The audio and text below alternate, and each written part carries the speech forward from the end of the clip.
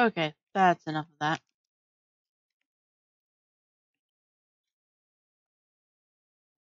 And he says it right when I unmute and undeaf myself. Hello, everybody. Welcome to Live for Random Talk. Don't mind me, I'm just eating some lifesavers from bag.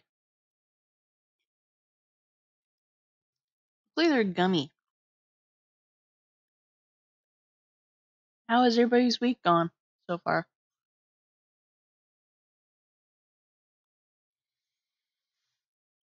Oh, I forgot to update the list. Crap.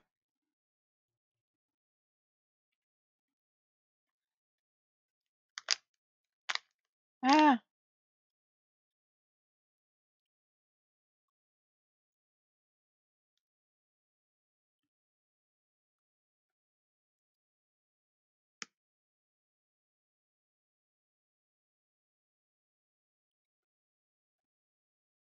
Don't save.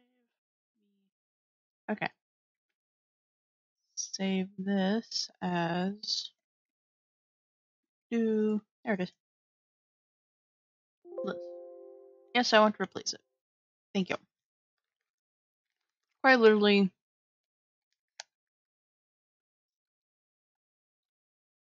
Ah. I wish you luck, friend.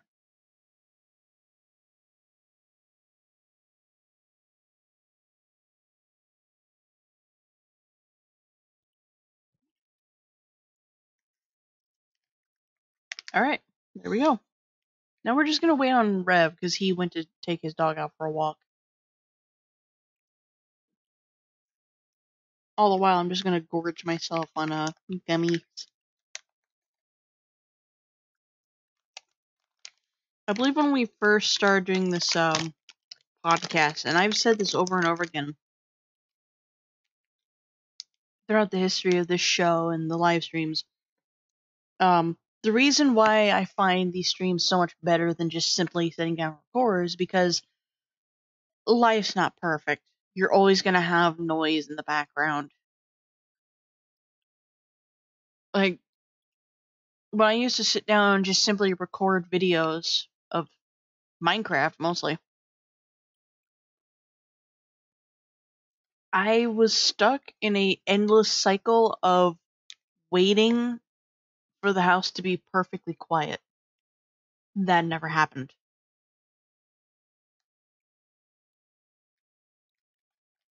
So, streaming is better because you get a good idea of what the person's life is like, which I really don't mind.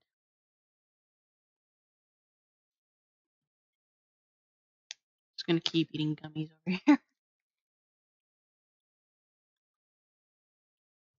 What we could do while waiting for Rev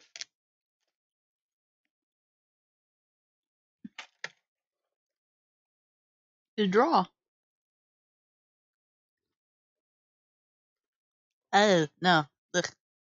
Don't ever take a sip of coffee after eating gummy lifesavers. Ugh. It's a terrible idea.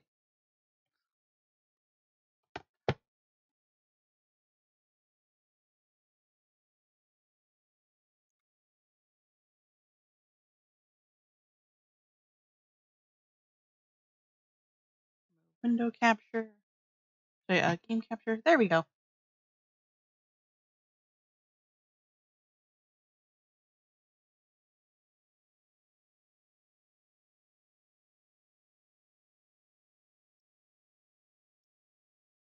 Oh, it updated, didn't it?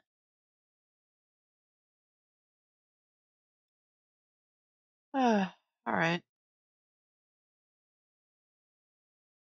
Let's update that real quick. So for my birthday, it was like officially 3 weeks ago, this Saturday. My friend Bill ordered something for me from Amazon. It was a replacement tips for my tablet pen. I'm gonna have to go to the website, right? Yeah, I forgot.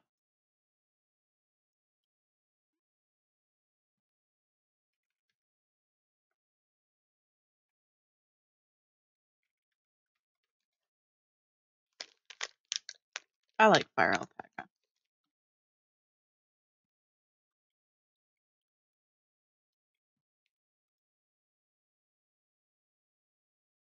Let's just close this real quick. Go back to intro, Windows, and wait for it to install or download. Yeah.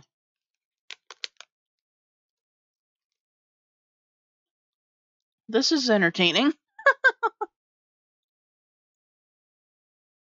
Another thing I could do is go into Gmod and make another picture for the background. I have some ideas.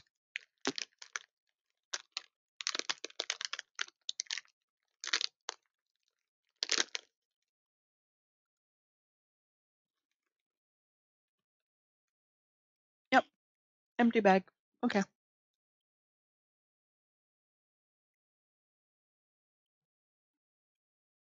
mean, to be fair, this isn't the first time we've messed this up. Yes, thank you, YouTube, for telling me there's audio issues when said audio issues is a crinkling plastic bag. Awesome.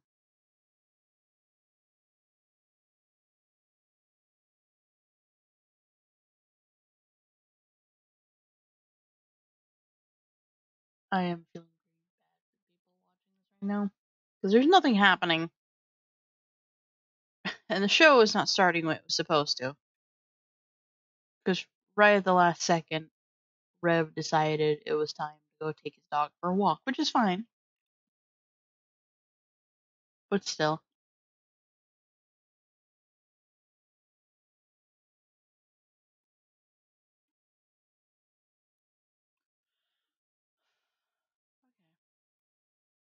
Fire alpaca setup.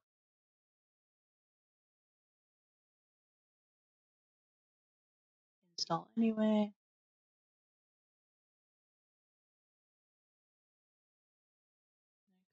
Next, next, install.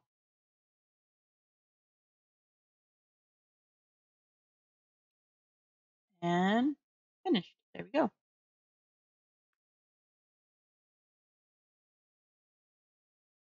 Let's boot it back up.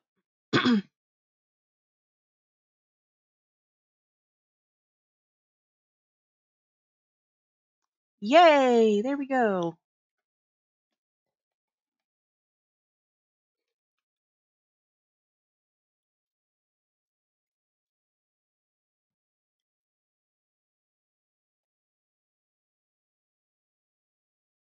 Whoa.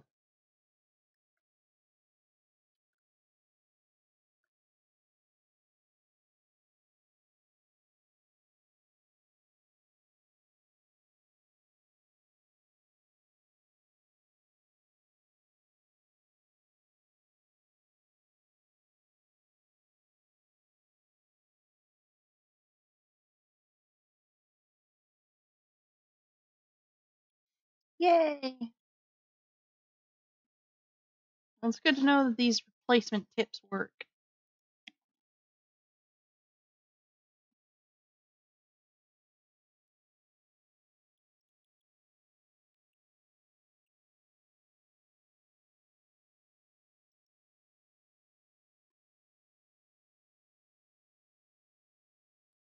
I could always redraw something.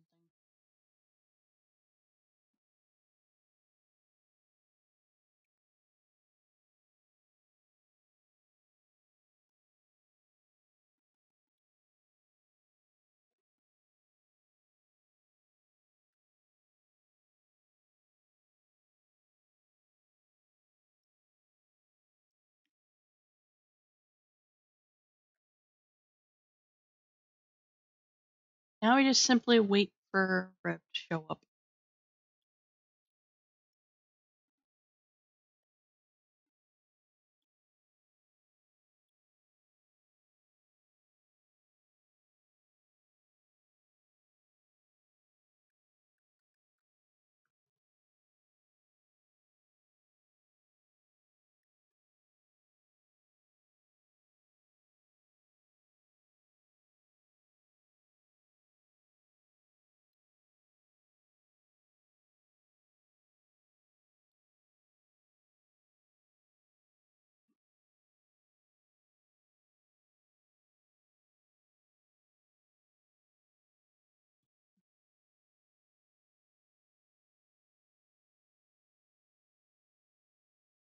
This went from a podcast to an art stream.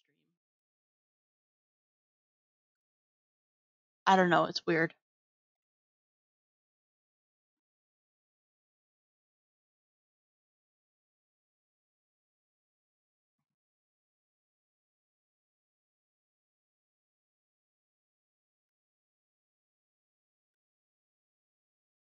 And I'm back. What'd I miss? Nothing really. Alright then. I see the stream has started without me. Fuck. Like right when I unmuted and deafened and stopped the music, it's right when you said, "Okay, I'm gonna go take my dog out for a walk." Fuck. Oh, sorry. It's alright. It's alright. Alright then. So, hello. Welcome, ladies and gentlemen. Welcome. Yeah. Just gonna, I guess, pull while you do what you do. No, go ahead. Start. We're good. Alright then. So, hello, welcome everyone to Left for Random Talk once again. We are here, and yeah. This week is packed with a few bits of news, not much. At least in the way of typical, Left for Random Talk crap. So, yeah, I'll just cover it real quick. So, our first topic of the night is talking about Subnautica Below Zero. What will come to the game, looking at the new critters, and what we expect to see. So, that's the first bit of good news. And, as per usual, once again, we come back to the same dead horse. Fallout 76 news. Again. Players found developer room and have found strange items inside possibly to be resold. Bethesda goes mental again and are banning people who go into the room, killing more of their small player base. Are we talking about like an actual room in their offices or in the game? In the game. Okay. Star Wars Vader fan film that went viral gets claimed by Disney. That it has a slight update. They have retracted that claim. However, we're not letting that go because fuck them. Soulja Boy has returned to selling bootleg copy consoles again. Hasn't learned a fucking thing and is begging fans to buy his shit product. Not surprising. LT, and by finally, this point, Bethesda doesn't have feet anymore. They're now shooting themselves in the ass. No, in the shins. Like, the foot is obliterated. Now they're just going up shins. And so on. So, yeah. Let's see. And finally, Mortal Kombat 11 news. Intro to the game, new characters shown off, and new blood mechanics. Oh yes, Soulja Boy's site was taken down. I wonder why. Fucking idiot. Mm-hmm. Like, if I wish the guy was here so I could just slap his face and say, "Why are you being so stupid?" It is so easy. It is so easy for you to people to really shit on console makers like Nintendo, but at the same time, you just can't because they're also really nice people. Except Soulja Boy. Fuck him. Yeah, he's the only exception. Yeah, it's like we'll get to it. So let's get into the good, I guess, in quotations, bit of the evening, and that is talking about Subnautica Below Zero. Yeah. Yeah. Yeah. So yeah, basically, as everyone knows by now, Subnautica is one of the few successful and well done early access games that came out on Steam, and it took. I'm going to be completely honest. I absolutely adore it. The ocean in Subnautica is amazing. The creatures are well designed and different from what you would typically expect from an alien. No, sorry, from a non-Earth planet. Yeah. And the story, for what little there is fantastic. They really went above and beyond what they intended to do. And so that's why I kind of said Subnautica is my favorite game or survival game type of its kind. And I love every second about it. and I still do. That said, they have recently announced an expansion to Subnautica called Below Zero. Story-wise, this expansion is taking place roughly 100 or so years after the first game. So, it's enough time to like have the setting changed slightly, mind you, slightly. Mm. That said, you are playing a different character this time around, and the setting is, as the name implies, you're going to the Arctic regions of the planet. And again, just to clarify with everyone, we're talking about a planet that is nothing but water. Water, as far as the eye can see. There is no land whatsoever. And hello, elementalist. Sorry, you're late. It's fine. Welcome. Now, so the idea that we're finally stepping on quote unquote solid ground is shocking, to say the least. Kind of funny, actually, when you think about it. Anyway, that said, that's where the expansion has taken place, and actually, someone apparently from the game studio who are making Below Zero actually leaked the intro to the game, and he wasn't supposed to. It was supposed to be like it was just for bug testing, to see if everything synced up. And yeah, and needless to say, that guy does not work there anymore. Oof. Yeah. It's like, again, it comes back to the whole bit of, why are you doing this? You're putting your job on the line, you idiot. Mm-hmm. Anyway. But from the intro, it basically shows that your character has. Well, first off, you're playing as a female this time around. Last time was a dude, this time was a girl, so only fair. Yep. There is a space station above the planet now, owned by the same company you worked for in the first game. And what happens is that a blizzard out of nowhere hits your base and basically destroys it. And now you have to survive on this giant chunk of ice alone in a desperate attempt to survive. So it's like mirroring the first part of the game, except slightly different. Same sense of aloneness, but not quite. Yeah, Last because time it was the first game, good. it was a ship that was passing by, malfunctioned, and crashed in the ocean. And Oh no, it then, was shut down. oh, okay. Yeah, well, there's a reason for that. As it turns out, and I guess spoilers for whoever's hasn't played the game yet, I guess. As it turns out, the planet is a giant ecological quarantine. There's a race of aliens that we don't see, we just hear about, called precursors, and basically they unintentionally released a virus on this planet, and it's infected a lot of other creatures. It's kind of like the Zerg from Mm-hmm. StarCraft. It's invasive. It doesn't mutate the life form yet, but it's very clearly that it's changing them on the genetic level. So, in order to prevent other beings from coming to this planet and bringing the virus they brought initially, they planetary gun that just shoots down anything that's remotely coming close to the orbit of this planet.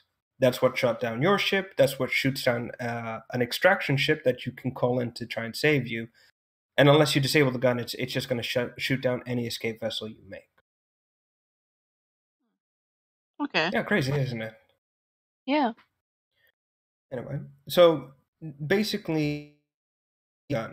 And now, years and years later, the gun's no longer an issue, so people are coming and going to the planet. And this time, the virus has been cured thanks to enzymes secreted by baby sea emperors. So there's no longer a threat of that, so that's great. Yay. Actually, they're supposed to be making a return in this future expansion, so the species has survived, which is amazing. Yay. I'm very happy about that. That's that weird kind of, this feels right, Anyway, so that's good to know. But yeah, so basically that's the main premise. You're trying to survive this this frozen hell, effectively. And just as the title of the topic says, we are going to be going over some of the concept arts for some of the creatures. Not all of them, just a few that aren't making it into the game. Just for a bit of, well, some that aren't, some that will. Just to kind of look at them and say, oh, that's kind of cute or cool or whatever. So yeah. I'm just snagging a few images here. Again, we're not passing this off as our own work, so nobody get up in arms about it. You know us, we always link back to the original source. Unlike some people. Yeah, I'm not letting that go, by the way. I'm not. Yeah, never let that go. Alright, so first off, we have what the game called, or sorry, what the concept calls The Crested Reaper by Alex Ries, or Rees. I think it's Ries, Reese, Rice. Right. Yeah. Okay.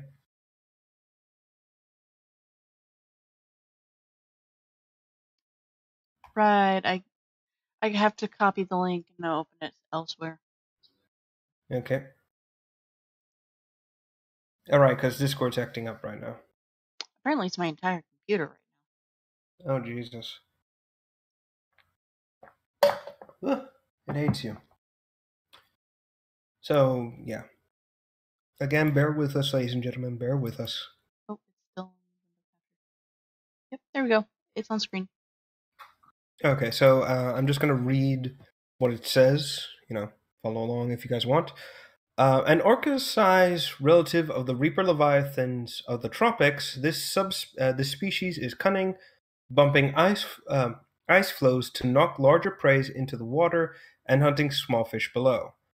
Scarred ice ram, which is that giant proboscis on the head. Reaper mandibles swept forward around the mouth. Reaper mandibles open to show mouth. And the alternative design. This creature actually isn't going to make it into the final game. However, they have taken some of the design aspects of this one and feature that we might cover in a bit. It's not proboscis. It's crest. A proboscis is a Crest. mouth.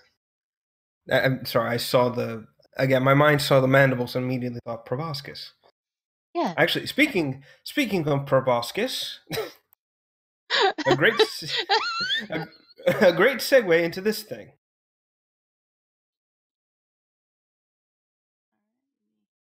Again, once more by Alex Ries.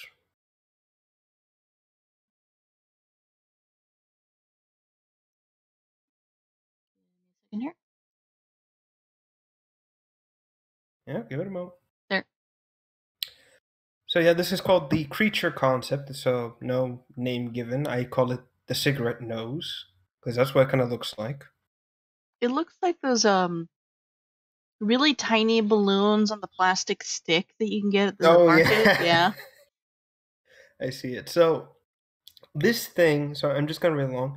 A creature with with a long mobile proboscis for snatching food, two mobile feelers on the head, detect odor and vibrations, and when pursued, the animal swim in an arc, leaving a trail of glowing blue spheres to distract predators. So kind of like an octopus with ink.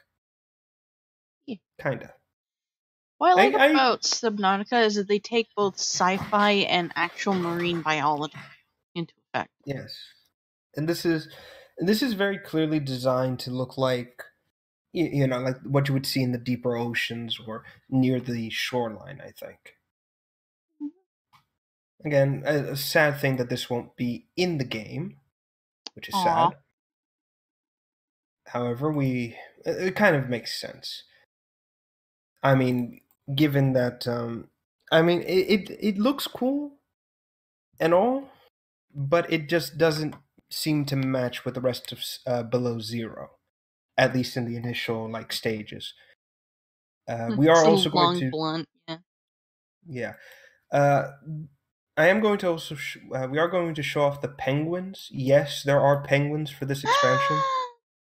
First we're going to show off the concept penguin, the one that isn't going to make it into the game. Aww. And then we're going to show the actual one, Yay! both adult and baby. Oh God! I know, this is why it's not making it into the game. This thing is like... And then Satan said, "Let there be I." And then there was this thing. That is not a penguin.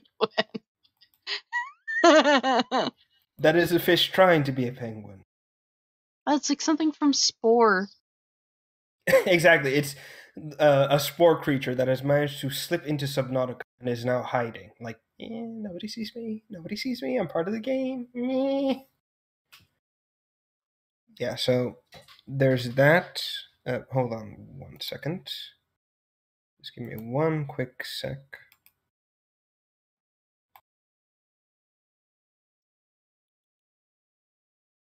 Alright then, so yeah. That is the penguin, or the scrapped concept. You know what this reminds me of? What? You know those ugly toys where like they're little monsters with like one eyes and weird flippers? Yeah. But they're like one solid shape? Mm-hmm. That's what it reminds me of. I can see it. Kind of. So yeah, going into it, the penguin, 2 eyes, one on either side, faces one towards player/enemy, twitching antennae, glowing egg chamber that retracts, dorsal and ventral fins provided for propulsion, swims sideways relative to position on land. So again, they're taking the aspects of a squid and are kind of like meshing. Yeah, I see what you mean. But they're taking the aspects of a squid and kind of meshing it with a penguin. Personally, I don't think it works, if you ask me. And so, as promised, we will have the actual penguin that is in the baby. Whoa, robot. But Hold on. Internet.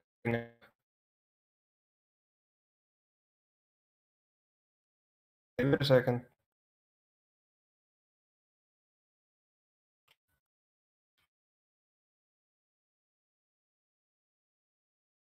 Hold on. Give me 1 second. 1 second. okay.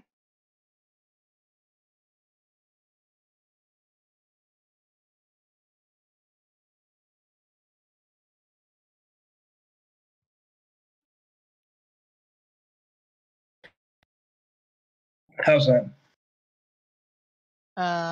Keep talking? Wait. Yep, hold on. It's going. It's crapping out again. Yeah. Okay, wait. I think we're good. I think we're fine. So my engine's like, no, you will not show the penguin. Oh my god! It's actually cute. Creepy. Yeah, I can see Cute. why. So yeah, this is I guess the end design for it. I guess they just said, screw the squid aspect, just make a penguin, but make it really, really weird. And then they never looked back. And it works. Oh yeah, ironically enough, it does. Like in a way they still went with squid. They just didn't go with spore. Oh, exactly. It's so, believe it or not, but in Below Zero, we are also going to get you know those baby animals that nature documentists make and use? Oh, the fake ones? Yeah, like the obviously Yeah. robotic Yeah. with a camera in the eye. Yeah, exactly. That's what we're getting for Below Zero. We're actually going to get a baby RC penguin, and the idea is this is what I think they're adding to the game. They're going to be adding in a sort of like just like how Fortuna has animal conservation.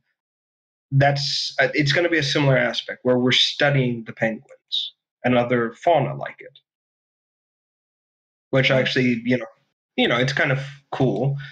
However, it is an obvious RC car with an extendable head, so don't, if you extend the head while in the presence of the penguins, they'll know it's like, oh, this isn't what's the word? Oh, this isn't a baby penguin, it's a monster, and they'll leave. They'll abandon the RC car. which makes sense. However, there is apparently another design of the RC car in which that you can actually use the sounds of the what's the word? Use the sounds of baby penguins not only to attract the flock but also to summon a predator, which we'll get into. Oh yeah, that makes sense. It Spoiler alert, it's basically a graboid. Oh god. Exactly, the size of a skyscraper, by the way. Oh god. Uh-huh. Let's see. We'll not show the cheeky creature because we technically saw that in Subnautica proper. The weird tripod fish. But we will go with basically what Subnautica considers a seal. Oh no. Oh no. This is a distant relative of mine then. I like it. I like the design. I like it too. It's cool. just why did my last name have to be Seal? I don't know. I guess blame your. Can't really blame anybody for it. Oh. But yeah, believe it or not, I actually assumed that this creature, the Pinicardi, however you pronounce that word, Pinicarid. Pinicarid. I assumed that it was actually going to be another sentient creature like the sea emperors, but I guess not. As the bio goes, it is an intelligent social creature which rests above the water on ice floes and on small prey acrobatically underwater. So again, basically a seal with 6 set of flippers. Mm-hmm. Look, I don't know either. I don't make these creatures. I just report on it. Let's see. There is the whole fish, which is a fish with a giant hole in it. A symbiotic with predators. We're not going to cover that one. Again, it's very just not that interesting. Okay. Yeah, and for the sake of brevity as well. Brevity. Plus, we also like the sake of discovering these on our own. Exactly. So, like I said, we're sporadically just going around, but we are going to show off some of the bigger, more unusual creatures of this expansion. Mm-hmm.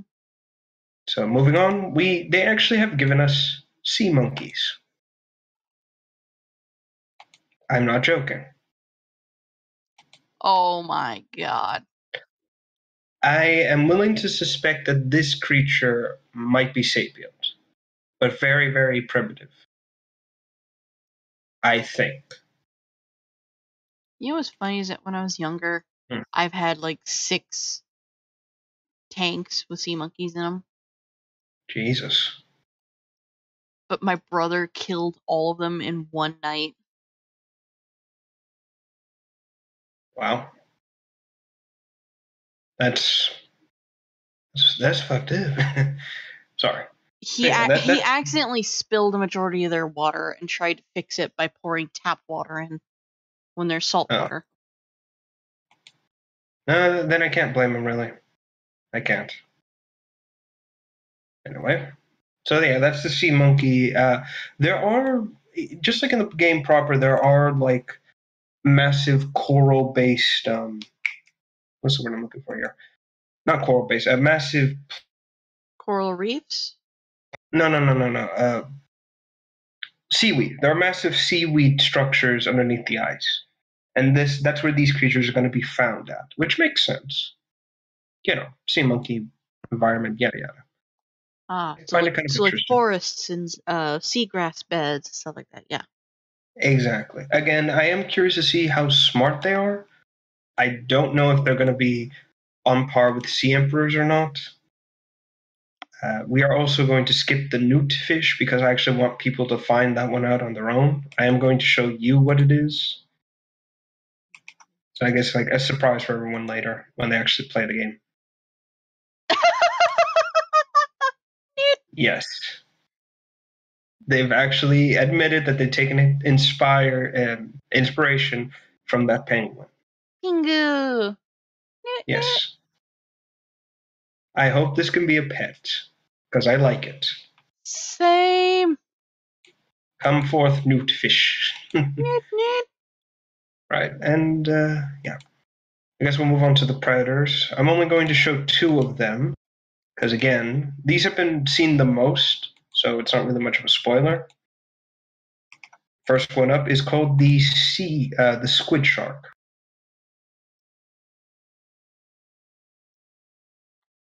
Oh my god. That is It awesome. I love it. Actually, funnily enough, its skin coloration is actually part of nature proper. In Arctic regions and even tropical places, depending on the coloration of the ocean, some animals will actually grow skin patterns to match the environment. Yeah. For example, with the squid shark, the underbelly is meant to be white to match the sky, so predators that look up don't see it right away. While the top side is a dark shade of blue, and it's supposed to mimic the undersea. To mimic the color of the water, because like Arctic Exactly. waters is very dark. Exactly, and that's why its skin coloration is like that, and it's quite smart actually, if you ask me.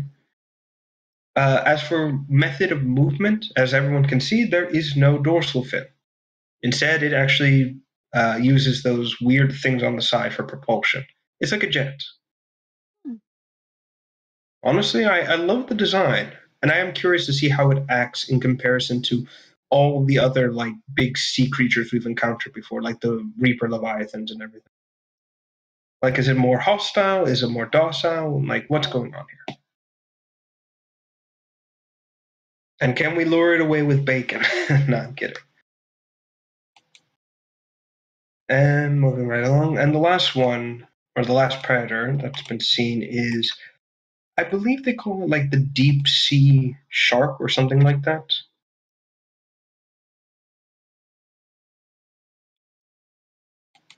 Oh wow. Yeah, it's a subspecies of squid shark. Or It it looks comes a from bit the like a barracuda. kind of. These are found much, much deeper in the water, hence the darker skin coloration. Mm-hmm. That said, however, they can't turn very well. The head is rigid. They can't move side to side whatsoever due to how the head is formed, basically, the thicker plated bones. So they So in can only order for move them to forward. turn, they have to give it a wide berth.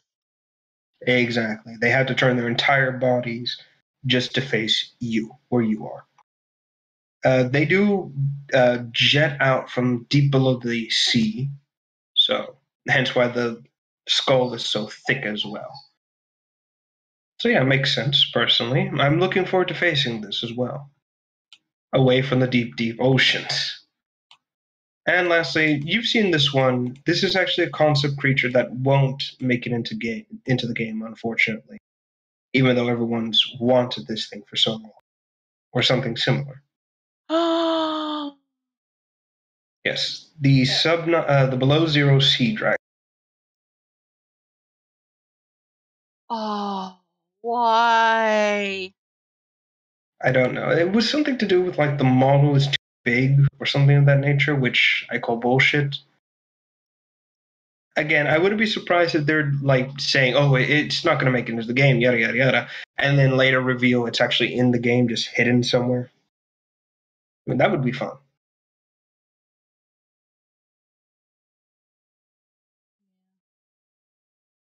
Yeah. Right, and that's all the creatures that we're going to, or some of the creatures we're going to see in Below Zero. There is new vehicles we are getting, which again, I'm not going to like. We're not going to go super in depth with this, but I am going to cover a few that have been shown off, like two of them. First and foremost, the Cyclops is not going to return. Again, mostly because such a big vehicle in an extremely enclosed, icy region. That is a bad idea. Just exactly, it's not move whatsoever. You're just going to be sitting there like, well, shit. How am I going to get out of this one? However, as it's also being implied that the sea moth won't make a return as well, which I don't understand. I mean, it's small. Okay, whatever. I don't make the rules, I just enforce them. Prawn Suit is going to make a return, which makes sense. And oh, actually, I found the RC Penguin. You can put this one up if you want.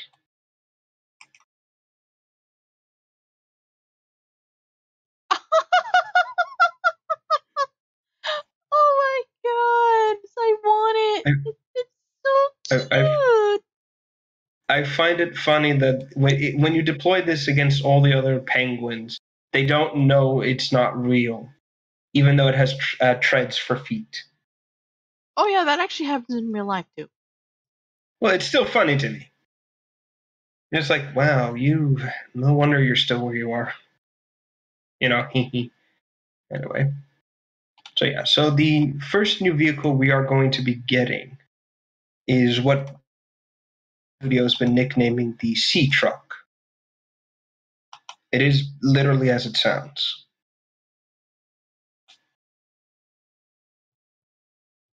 It's just a truck or cargo freighter if you want to go there. So I guess this is the replacement for the Sea Moth. Maybe not quite the what's the word? Not quite the Cyclops. At least as far as I know, there are speculations about the what is it, dog? What is it? I don't know why. Anyway, so like I said, there is the sea. It probably isn't going to be replaced. Sorry, let me start again. This dog distracted me. Basically, the sea will be making a. Oh, sorry. The Cyclops won't be making a return. Apparently, speculations and rumors that a Cyclops-like vehicle, something like it but smaller, might be making it into the game. Based on so far, it's not been proven or debunked yet. And the second vehicle we are getting is actually based for land. It's a hover bike, effectively. Hmm. Again, this is like meant for more on the surface of ice driving kind of stuff, which again makes sense. We are going to be facing a lot of things on the surface.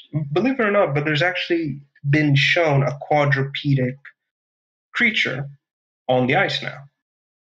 Again, not showing it because I can see that, but really, really, so easily amused. Right, right. But I have been yes. tempted to actually watch that TV show, but I don't want to. Fair enough. Fair enough. Anyway, but yeah. So there is going to be a Kubradon like creature for below zero. They just call it the Ice Stalker. It's basically like a creature that looks like it's been pulled right out of Warframe. So that's got to be one of the things on the surface. And the other one that we will be facing is called the Ice Worm. And this is the one I've been mentioning before. It is basically the Subnautica's version of a graboid. And it's not fun. Tremor 6, pretty much. Yeah, except, well, it actually has a heating horn. And it's much, much larger. Okay. Jesus.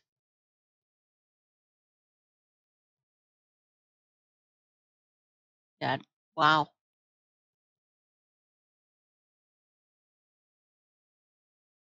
Weird, isn't it? No. Yeah. Anyway, basically the ice worm's main is being kind of billed as the thing that caused the base to collapse from the earthquake in quotations.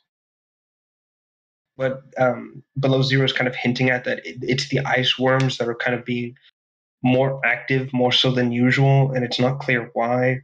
There are hints that the precursors are going to be responsible for some things, and that kind of thing. There's just been rumors and speculations about. Personally, and again, they kind of showed it off with the what's the word I'm looking for here? They pretty much showed it off with the oh my god, what's the word I'm looking for here? They showed it off with the uh, right with the leak intro, where not only does a blizzard hit, but the ground peculiar. And The I've blizzard hit actually and what? the blizzard hit, and then this earthquake hits at the same time. Ah. It's very it's like weird weather all around, and it's kind of crazy. Very. I like go. I want to see how Unknown Worlds is what the name of the company is called. Yeah, Unknown Worlds. I want to see where they go with this. I want to see like where the story goes from here. Are we actually going to see and meet a new species of oh god, what's the word? Are we going to meet a new species of alien? Like, are we actually going to see the precursors, or are they going to be hidden again, or are there things of that nature? Yada yada, that kind of thing. Actually, funnily enough, according to some sources, we actually might get the rock puncher crab. I'm not looking forward to that at all. If it starts hitting bases, I'm going to shoot it on sight. Just fuck off. It's based off of that one crab that can destroy entire aquariums, isn't it? Mantis shrimp, yes. Shrimp, yeah. It's the same fucking thing. Yeah. It's still a pain in the ass, and I'm going to kill it. It's like, I don't care if they're like endangered or whatever. It's like, nope, rifle. We're ending this shit. It doesn't matter if they're like a scientific anomaly because they can see more colors than we fucking can. No. Exactly, they are a nightmare. Yeah. I mean, it is cool they can see more colors than we're aware of. But you know what other shrimp is just as cool? The one that can pop a bubble so hot and so loud that it causes all the fish within a mile radius to go crazy. I think that's also the mantis shrimp. No, it's a different. It's a trigger shrimp or something. They create a bubble in their claw and then snap it shut, and it's the loudest animal in the world. It's still a pain in the ass, though. You wouldn't want to keep those ones in captivity either, because it would shatter the glass unknowingly. Yes, and destroy everything. It's like it's going to drown itself. So I mean, kill itself once it gets out of the tank via air. So let it. It clearly wants to die. Well, to quote that, yeah, exactly, crab rave. But no, to quote that one guy that did the true facts bit, if you're afraid of clowns, stay very, very afraid of clowns. Oh, it's called the pistol shrimp. Yeah, same genus, I suppose. But yeah, I think that covers everything from some. Oh, right. I meant to show the Snow Stalker specifically to you. Like I said, I want to keep this one else, but it's basically like something out of Warframe. Like the ice, the animals on the valley. Oh wow. Yeah, it is. Also looks a bit like a barracuda. Well, it is a terrestrial relative to the stalker, so not surprising. Looks fuzzy though. I like it.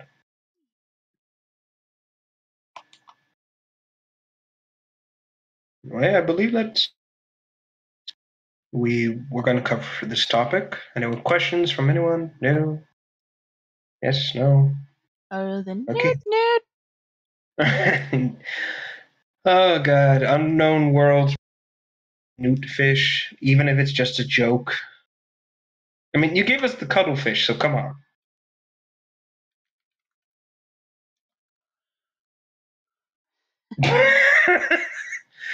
I don't know. I don't know. If it's revealed that Subnautica and Warframe take place in the same year. Oh, gee. Yeah. All right, I guess that's everything. So we'll move on to From Joy to Pure Anger and Rage once again. Yep, we're talking once again about Fallout 76. Why? Skyrim is still a good game, though. So, as everyone knows, or as probably everyone's heard by now, it's actually been 6 days since the story broke. But basically, as everyone knows, in every Bethesda game, Fallout, The Elder Scrolls, any game really, there is a developer room games, and they do that on purpose specifically to, like I said, they never hide it, or if they do, they never do it in a way that no one can get to, basically. But usually, what happens is that inside these developer rooms, it's filled with a bunch of just unused, well, not even unused. It's full of fully modeled, fully textured, and fully animated skins, weapons, armors, things of that nature. That's always what's in a developer room, at least from a Bethesda one. It's just things that never got implemented. And for a long time, the guys behind the Fallout games, Bethesda, has always kept the developer rooms hidden but never impossible to access effectively. And for a while now, people kind of enjoyed this and so on and so forth. Now we get into the meat and potatoes of the issue. Within it, they have discovered multiple chests full of not unused content, but things that they plan to release in the future of Fallout 76. This included code and information of the potential loot boxes they intended to bring in, once again showing more of that, but also rare and unique armor types never before seen, as in new power armors that look quite weapons that do more damage than you might expect. Just very, very amazing and impressive loot. And inside the room as well, there is an NPC. The game that notoriously has no NPCs has an NPC called Wooby. I'm not joking either. It's literally spelled Woob. Wooby. Wooby. Well, if I recall correctly, a Wooby is like a military fabric. And it's said to, like, it's a soldier's best friend, yada yada. So I guess that's the point of Wooby here. He's designed to be Bethesda's punching bag, specifically just to to test weapon effectiveness and shit of that nature. Now, it wouldn't be a Fallout 76 news bit if we didn't talk about how people basically have been fucking up with this. So, people who enter the room can take things out of the room. We're talking weapons, armor, clothing, things of that nature. And once these people did that, most of them would keep the weapons and armor and basically just annihilate everything, make the game unfun for everyone to play. Which, again, if you're still playing this game, no begin with. Let's be honest here. No fun You're an idiot for you. Yeah, you're an idiot if you're still playing this game and expecting change. Really are. But no, basically, as it turns out, others began to, and I shit you not, take the items that were pulled out from the developer room and resold them for actual money. Bethesda has single-handedly created their own unintentional black market. Oh, wow. Mm-hmm. So people began to resell these items for insanely high amounts. We're talking about like full suit of power armor, $300 cash. And again, Jeez. this is all, yeah, and it's clear that this armor is implemented later when Bethesda and price lock things in their game. We all knew that's happening. So these guys are just basically jumping on this thing before Bethesda even has a chance to do it. Basically, as a whole, fuck you, I'm getting my monies back, even though you're not letting me. I'm getting my money back from the refund you refused to give me from the beginning. So fuck you. And so Bethesda at the time didn't do shit about stopping people from getting into the room, as expected. They only acted when people were making money off of what they intended to make money off of. Mm-hmm. And so, needless to say, okay, and needless to say, Bethesda lost their mind. And so we enter the banning segment. And I say banning. As it turns out, once you enter the developer room, your character is infected with a line of code. Basically, it's supposed to be like an error, an error in the software, basically. And Bethesda has been using that to track people who have actually gone into the room and are soft locking their accounts. And now, as we all remember, Bethesda's attempt to break the cheater scene, right? And the hacker and the cheater scene, basically forcing everyone to write an essay on why cheating is bad. Yeah. They did the same thing. They're basically they sent out an email with actually, I'm going to find this email just to see. Aha, here it is.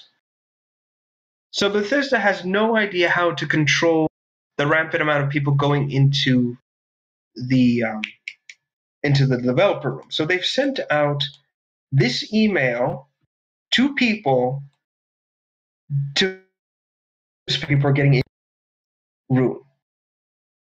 And in fact, I will just read this word for word. Greetings. We would like to reach out to you concerning this Fallout 76 account.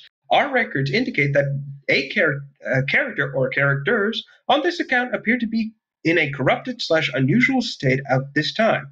This form of a character corruption is typically seen when after a character has visited an area within the game which isn't typically accessible via normal gameplay means. In an effort to ensure the integrity of this character and this account as a whole, we have temporarily suspended this Fallout 76 account. After oftentimes, this form of corruption is directly introduced while performing the unique steps necessary to gain above. Blah, blah, blah, blah. To properly address and correct this issue, your assistance is vital. If any of the characters on this account have possibly visited one of these locations, please, and you're going to get a kick, please describe the way it was accessed in a reply to this email. That detail should provide the information necessary for us to correct any corruption issues on this side and safely release this account and return the characters back into this world. AKA, tell us how the fuck you got into this room and we won't hold your character hostage anymore, so that way we can lock down the steps needed to enter this room. Fucker. Wow. Yeah. And so people are getting around this ban by creating memes. Basically, Bethesda doesn't launch this lockdown until the character leaves the room. So it's entirely possible for someone to create another character, then give them all the gear and shit they had onto their main character, and then sacrifice the mule. So that way that one gets shit. That's actually pretty But clever. exactly, Bethesda, you are an incompetent idiot, and you deserve to get shit on even more for this. Have you learned nothing from the whole we're going to treat you like students. Now write us an essay bit. No one is going to tell you how the fuck they they got into the secret room. And if they do, they're just going to give you a bunch of bullshit as to how they did it, so that way they'll think, that people will lie. People will lie their asses off just so that way you will think everything's fine and dandy, and they'll keep doing this shit. You're morons. You're idiots for not realizing that this problem existed and not sealing it. Now you've created a black market within your own fucking game. This is beyond stupidity. This is beyond incompetency. This is negligence. And you deserve to get shot on for this. Oh my god, LT. What did he say? LT. I was affected by this. Picked up a rogue bag filled with 4,000 bobbleheads that one of the modders dropped. Oh, Jesus. Yes. 4,000 bobbleheads. Nice. Just. This is just wrong, Bethesda. Give up. Just stop. It's clear the world hates you now, and they're taking it out on this game. This is your wake-up call of cut this. Stop with the attempts to turn this game into an online monetary scheme. Because as we all see it, people are making money off of you. And you're floundering. And the only way you can think of trying to fix it is demanding essays. And demanding people tell you how they got this shit. As well as, shutting the people out. Exactly. You're basically holding people's accounts hostage, and you're not giving them back until they tell you how they got in there. And even then, I'm willing to bet dollars to donuts, even after they've been honest and tell you everything, you're not going to restore them because they're problematic and they're the bad guys. So you're going to keep them out. They've already given you this. They 3-shot a Scorched Beast Queen with mini nukes. Oh yeah, I heard about that one. No, in fact, a coordinate, and I shit you not, when this whole nuke thing was a big issue, a group of people coordinated together, I'm not joking, and annihilated Bethesda servers with nukes. They literally nuked the servers to oblivion. It was hilarious and brilliant. And again, this should show Bethesda, you're idiots. You should probably cut this shit out already. And like I said, drop your losses. 76 is a money pit. You are doomed to failure. Just give up. Turn the game free to play effectively. Let people explore and do dumb shit and end it. That's it. This is a failed experiment and you know it. Go back to Elder Scrolls. That trailer was amazing. No, you know what's funny? No joke. The only people who are probably playing this game are people looking to rip the models for Source Filmmaker and Gmod, and that's it. Yeah, pretty much. That is it. After they get what they want, the game's just going to die. It's going to drop off even faster, and you guys are fucking still. Also, role players like Strippin. Exactly. Role players who want to pretend that. Yeah, I went there. Again, this universe, Fallout 76 is rife with machinima opportunities. You can make a whole movie or whatever out of this game. There's potential. Yep. But you are fucking it up. You are fucking it up, and no one's going to stick around for it. Mm-hmm. Exactly. It's... And you know what's going to be worse, LT? They are going to, and I shit you, once this game loses even more within the marketplace of, within the marketplace of games and shit, after that, they're just going to turn it free to play. I guarantee you that's what they're going to do. And those who actually bought money are going to be so fucking mad. I wouldn't be surprised if they turned into a cabal of elite gamers and specifically created their own little clan or whatever just to destroy anyone entering. Honestly, destroy it once and for all. That's essentially what has happened with Atlas and Ark these days. Yeah. Mostly Atlas. Like, a lot of people are shitting on Atlas, but it's not that bad of a game. It's just, like I said, it's going the way of the dodo, effectively. You know what? I wouldn't be surprised to this day if someone who didn't have a serious axe to grind with Bethesda released, because let's face it, this game is incredibly, it's buggy. It's completely open source. There is no protection whatsoever in this game. I wouldn't be surprised if someone who had a serious axe to grind with Bethesda and everything created a virus specifically to destroy the game itself.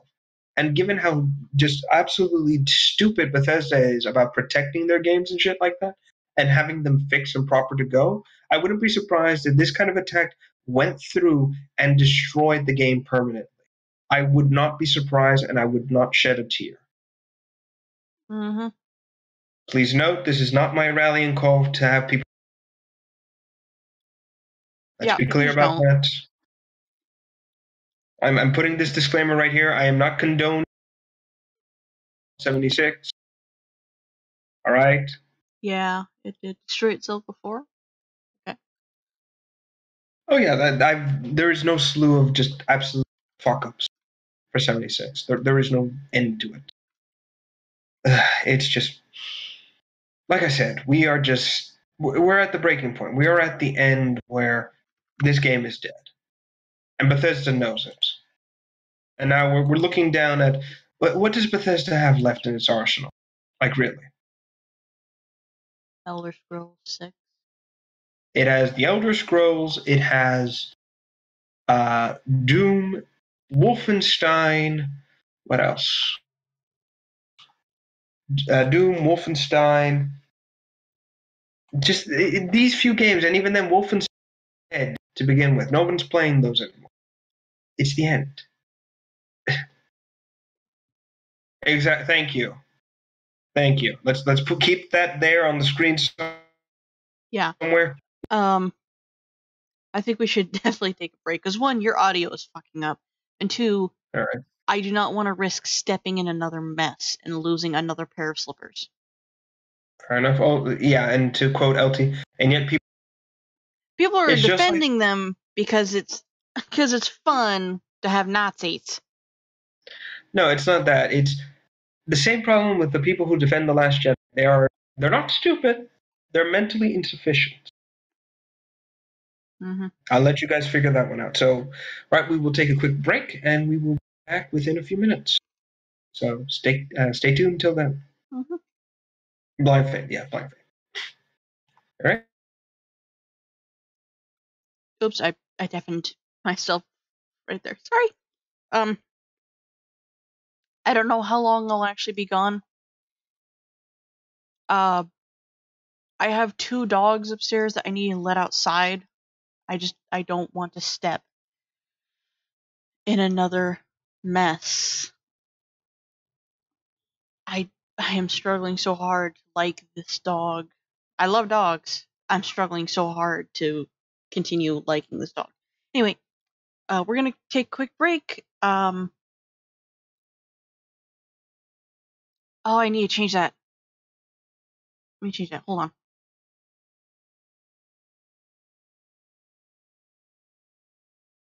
Where is it? There it is. Back to normal. Okay, yeah. We're gonna take a quick break. I'm gonna be playing the intro music on repeat. If you don't want to listen to that, that's fine. Just mute or tap away. Do whatever you can. We'll be right back, guys.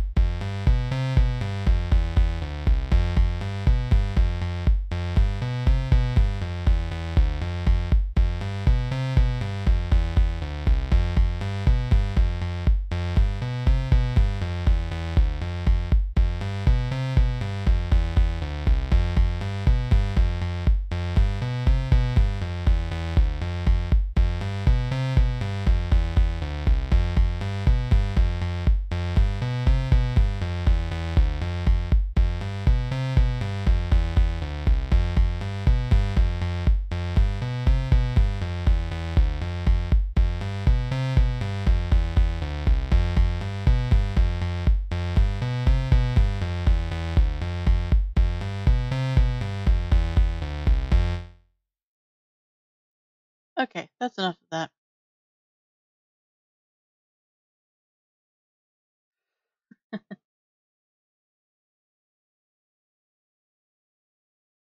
I forgot that text is still there. And we're back. Yay. All right, welcome. We're back. All right then. And complete silence. Okay. All right. I got 76, so let's move on to another bit of anger. That is what Disney did to a small independent fan film. There's just no winning these days. No, So, go ahead. I'm just agreeing. No.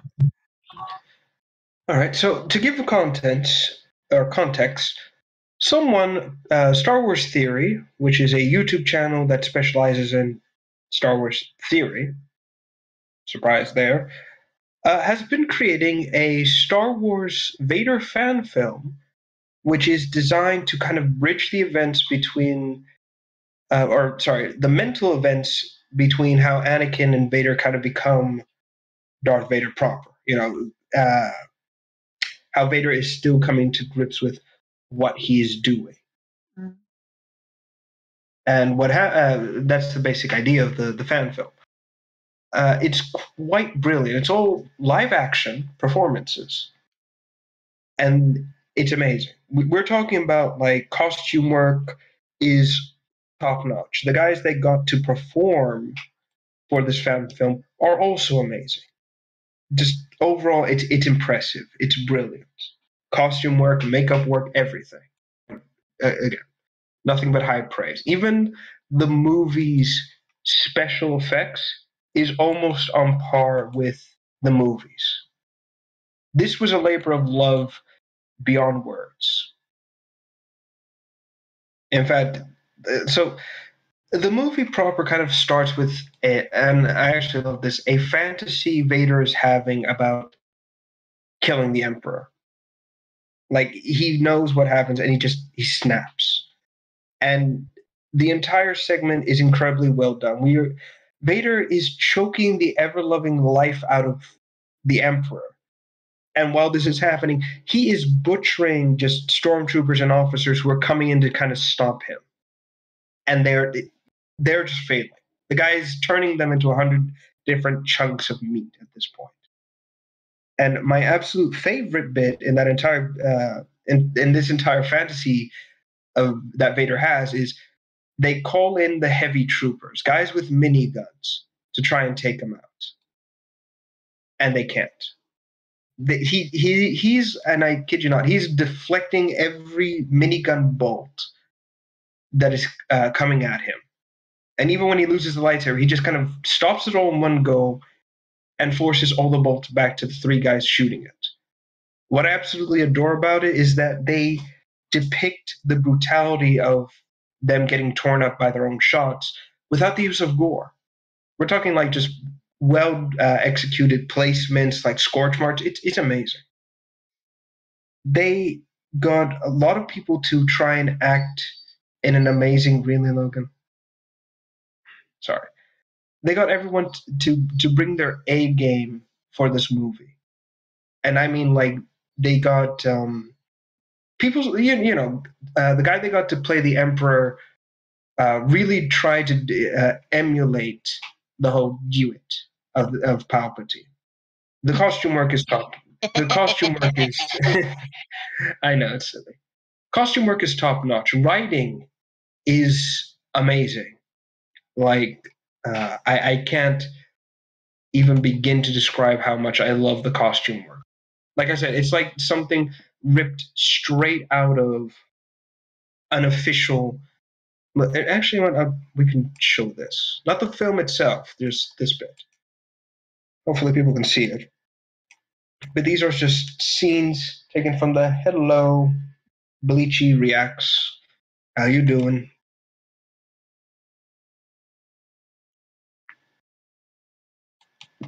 So yeah, these are just snippets of the movie, and even you can see how much time, labor, and effort they put into this movie.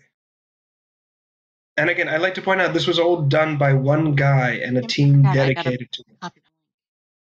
No, it's fine. But this was all done by one guy and a team of fans who just adored this. And just, I have so many feels right now. Why isn't this what we get now in official movies? Why? Why must we depend on fans to create what should be in the movies? Mm-hmm. The worst part is, why are the fans being shat on so hard for it? No, you want to know what's worse? So, Star Wars Theory, the guy behind this fan film, had actually gone to Disney, or I think Lucasfilm, whichever, and they set up a contract. They set up a deal. Basically, he was not allowed to, and this is what really pisses me off, by the way. They wanted this guy to fail in his project. He was not allowed to crowdsource the movie, was not allowed to get any sort of support whatsoever by the fan base. Had to, out of pocket, quite literally out of his own pocket, as it was, though they did give him a little bit of a leeway to actually ask people for support, but that was way, way later, as it turned out. He could not monetize any of this. The film had to be free to view on YouTube. No, we're talking no advertisement, no nothing. All of this was free, effectively. And the guy said, okay, fine, deal. And he went with it.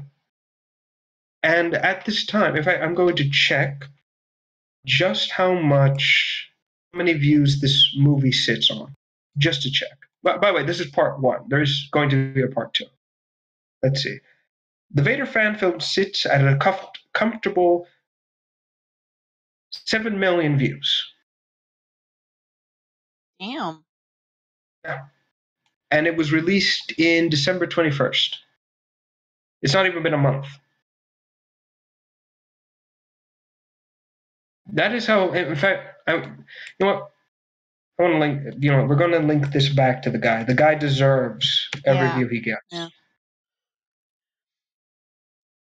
It's like, even if we're small time, we are small time. Let's be honest. We are very small time.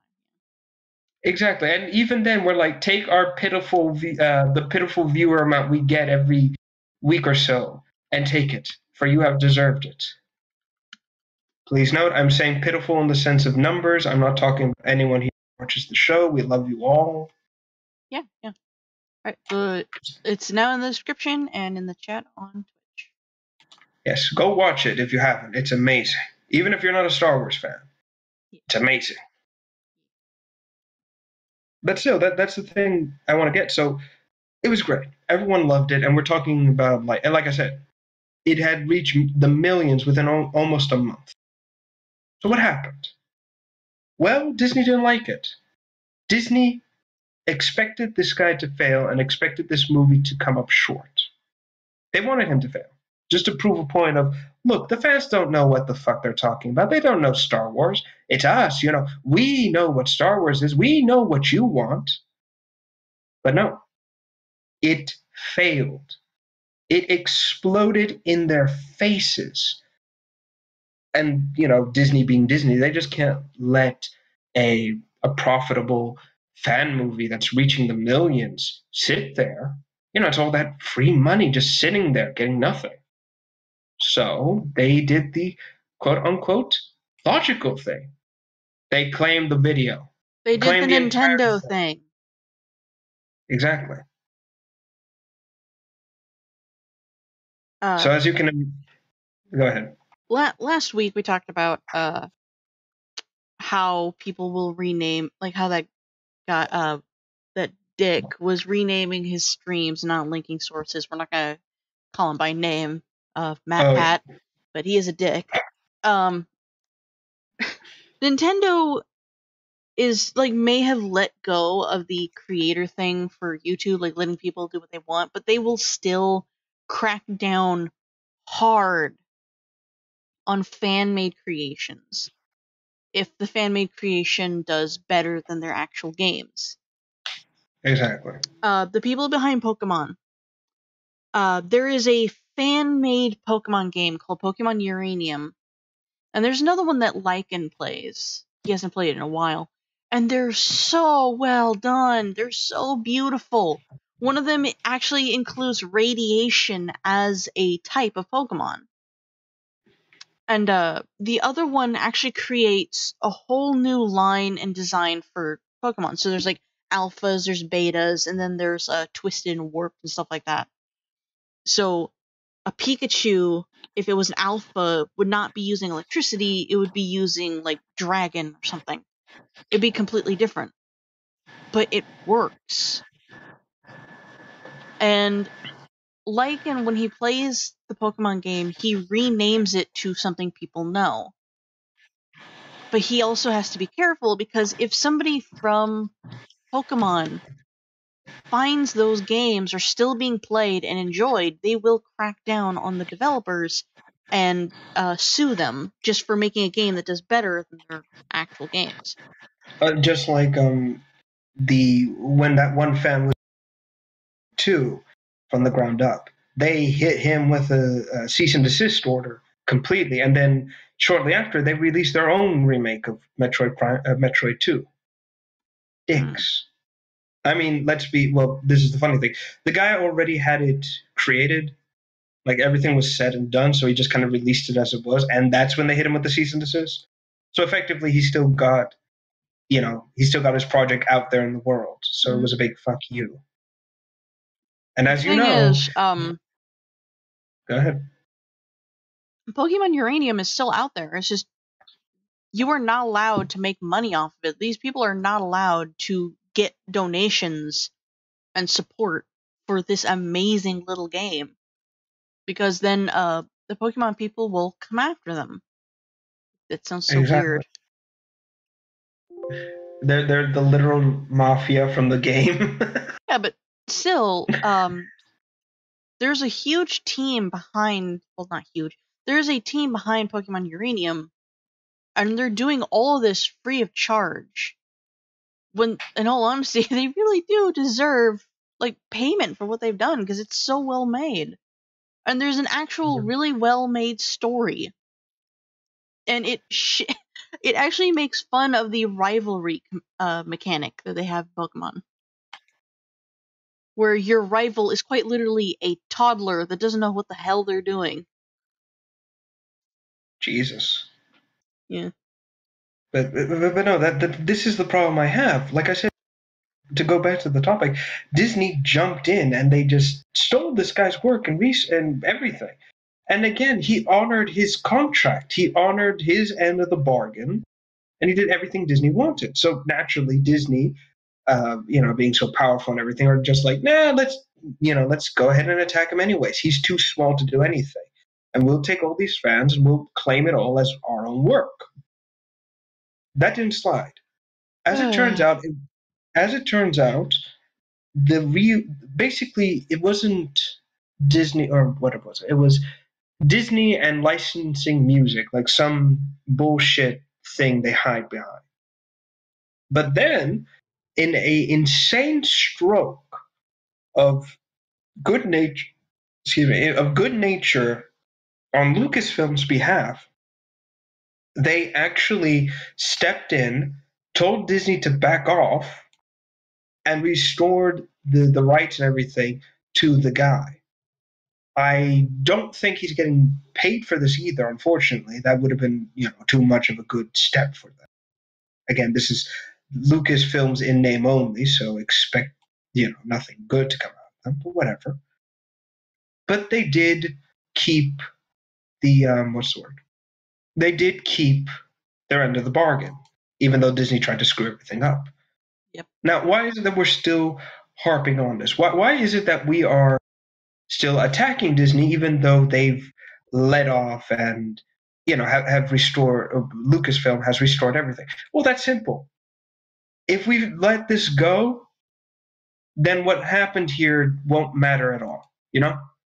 They'll just do it again. Yeah, We don't let shit like this slide. If someone fucks up, we're going to go after them.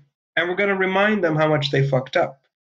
Are we going to keep attacking them, or are we going to launch a viral attack or whatever against them for this? No. It's more like, yeah, let the record show that these fuckers did this. We have video proof. That's basically what we're doing. Essentially,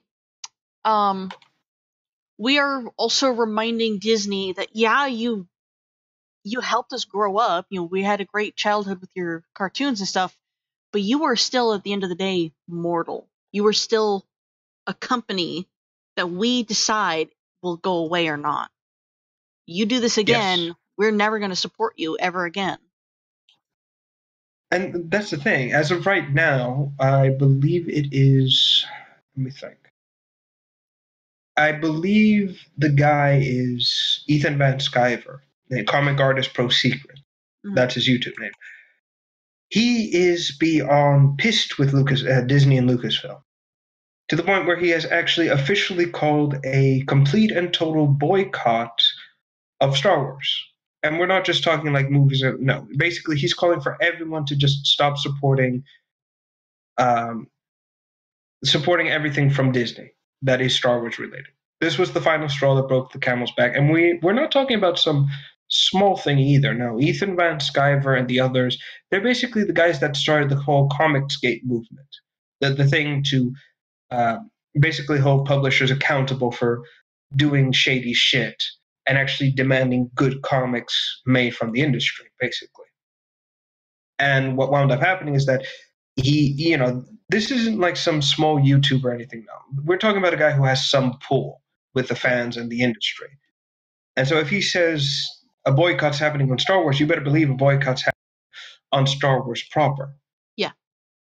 And let's face it, right? In fact, you know what's worse? The sales reports for the quarterly reporting, everything like that for Star Wars in terms of Disney's financial support has come in. And as it turns out, Disney is losing no small fee of money from LucasArts.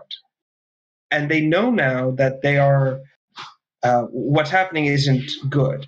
They're no longer hiding behind the, hold on one second, I'll be right back. Yeah. Have something.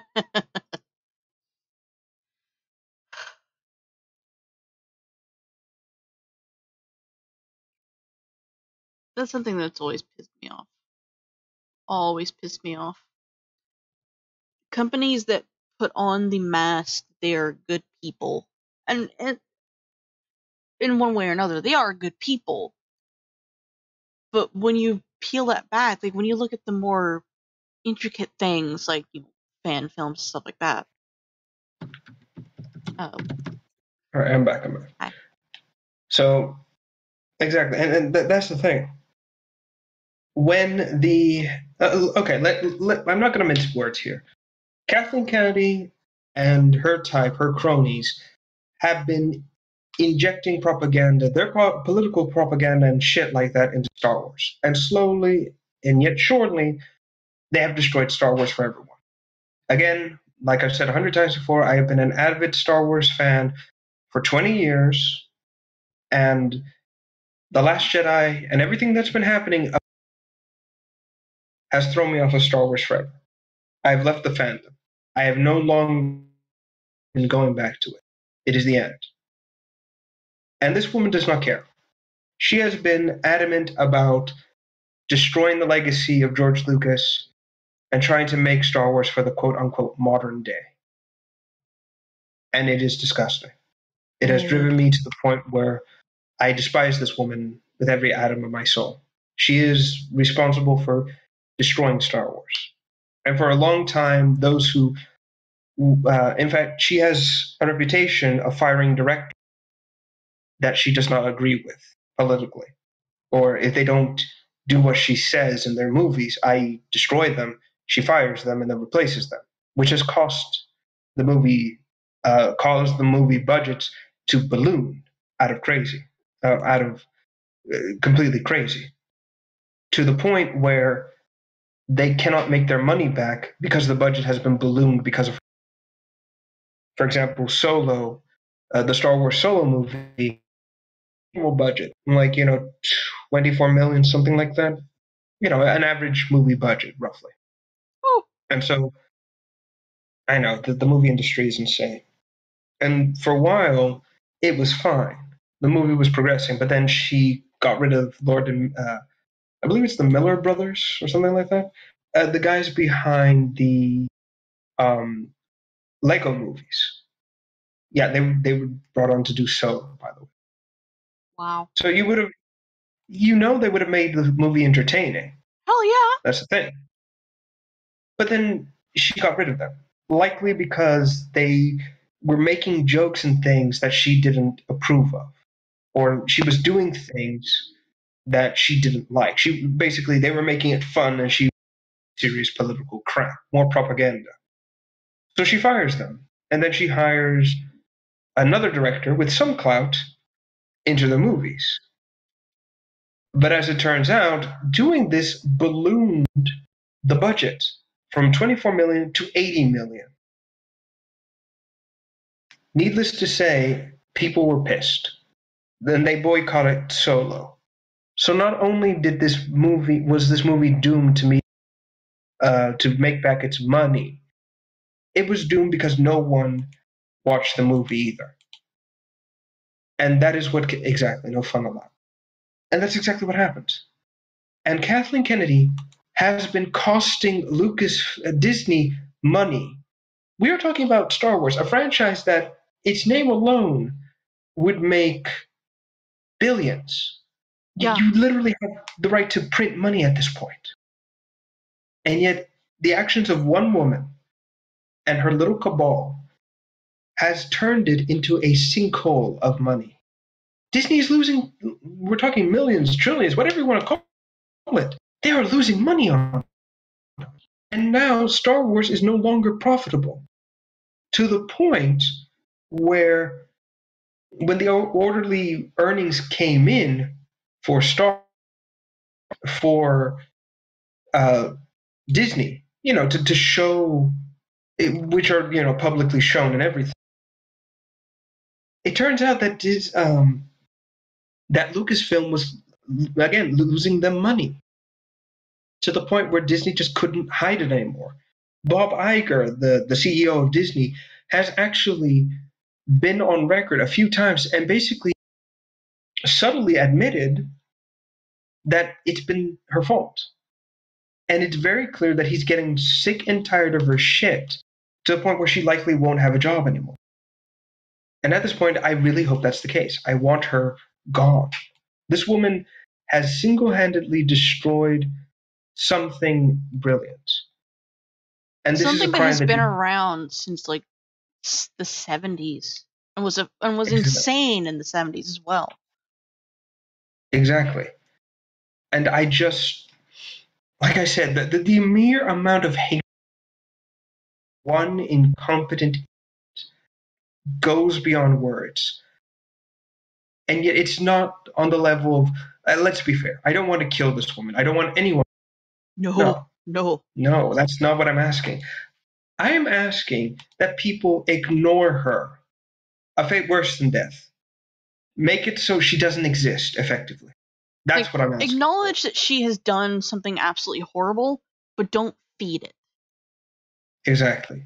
This woman deserves to disappear into obscurity. Not to be killed, not to be gunned down, no. Obscurity. The worst fate imaginable. Yeah, That's what needs to happen. Here's the thing. If you ignore a person long enough, you're going to forget what they did, and then they'll come back and it'll repeat. No. Remember the crimes. Ignore her as a person. Ignore her as a potential. And remember what she has done. She has destroyed a franchise that has been around since the 70s that my mom never shuts up about, by the way. Because she grew up in the 70s. A series that actually broke financial records of like making so much money in the first year it first came out, as well as special effects record breaking. Like in one of the in the early movies, a lot of the backgrounds were paintings, like really detailed paintings, like the way they did the blaster fire, the way they did the puppetry and the designs and the special effects. It was all the first time people have ever seen that. Exactly. And she And yet, is wiping it all away. exactly. All because she's pissed off that Star Wars isn't political enough, that it doesn't appeal, that it isn't some girl's. Ignoring the fact that there is a badass woman in the original, a princess who takes charge and Even though actually she's in a fights her own bikini. battles. Who kills the guy that puts her in a bikini, by the way? Like, here's another thing going on with that. She's not only in a bikini and she kills the creature that puts her in a bikini. This creature like weighs a couple tons and is 3 times or 4 times larger than she is, and she is able to kill it within a few seconds with a chain. No, and it's not just her. Take a look at anybody else from Star Wars. Ahsoka. I won't say Padme because actually she's pretty shit. Ignore that one. Ahsoka. Even in the pit, Leia. like the arena scene. Yeah, we're talking about like her old thing she does. Again, we're talking about a politician who almost put her entire people into the hands of primitives. So, yeah. But the point still stands. Star Wars is filled with badass female characters, heroes and villains, all the same. People love them. To this day, I always say, if someone asks me who your favorite characters in Star Wars, I'll always say, Boba Fett, IG-88, Ahsoka Tano, Luke Skywalker, Vader, yada. The list goes on. And that's the thing. Ahsoka is a more modern character too. You know what's funny? I hated her when she was first. Yeah. Was just such an annoying little brat. But then she grew up. She matured with age and became better for it, to the point where I look back to my dislike of the girl and my criticisms and realize, wow, I didn't have a full picture here.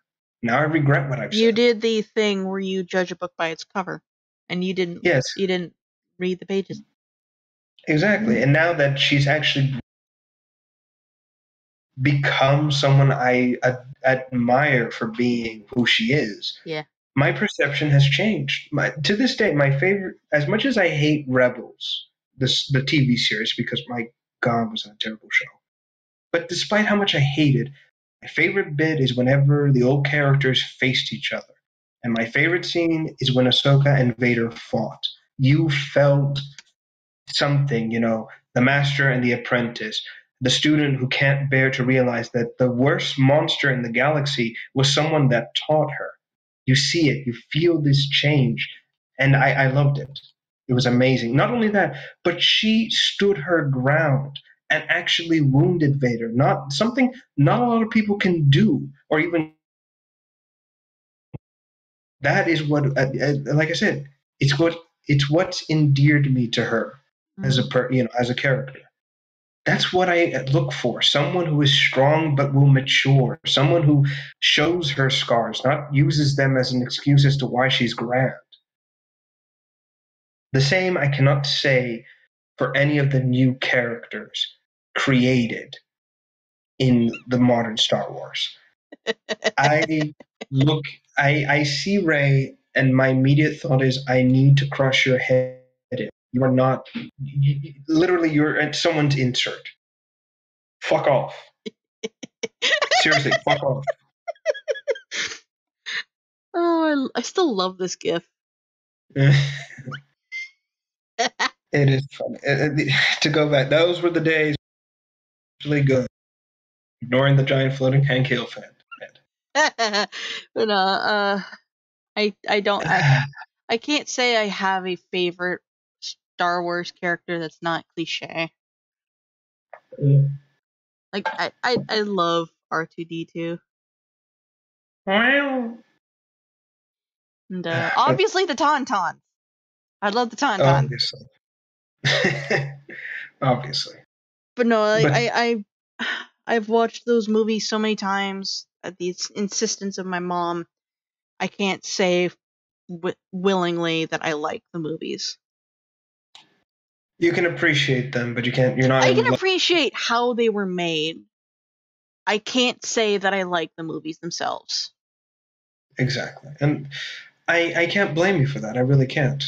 And at the end of it all, like I've said, it like I said, this is the end of the era, and it burns me inside. You know what? And this is the funny thing. I kid you not, Gundam.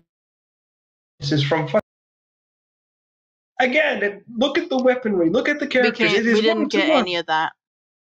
Oh, sorry. I said, for God's sakes, the class old Gundam took inspiration from fucking Star Wars. Mm-hmm. The weapons, some of the character attributes, the designs, fucking hell.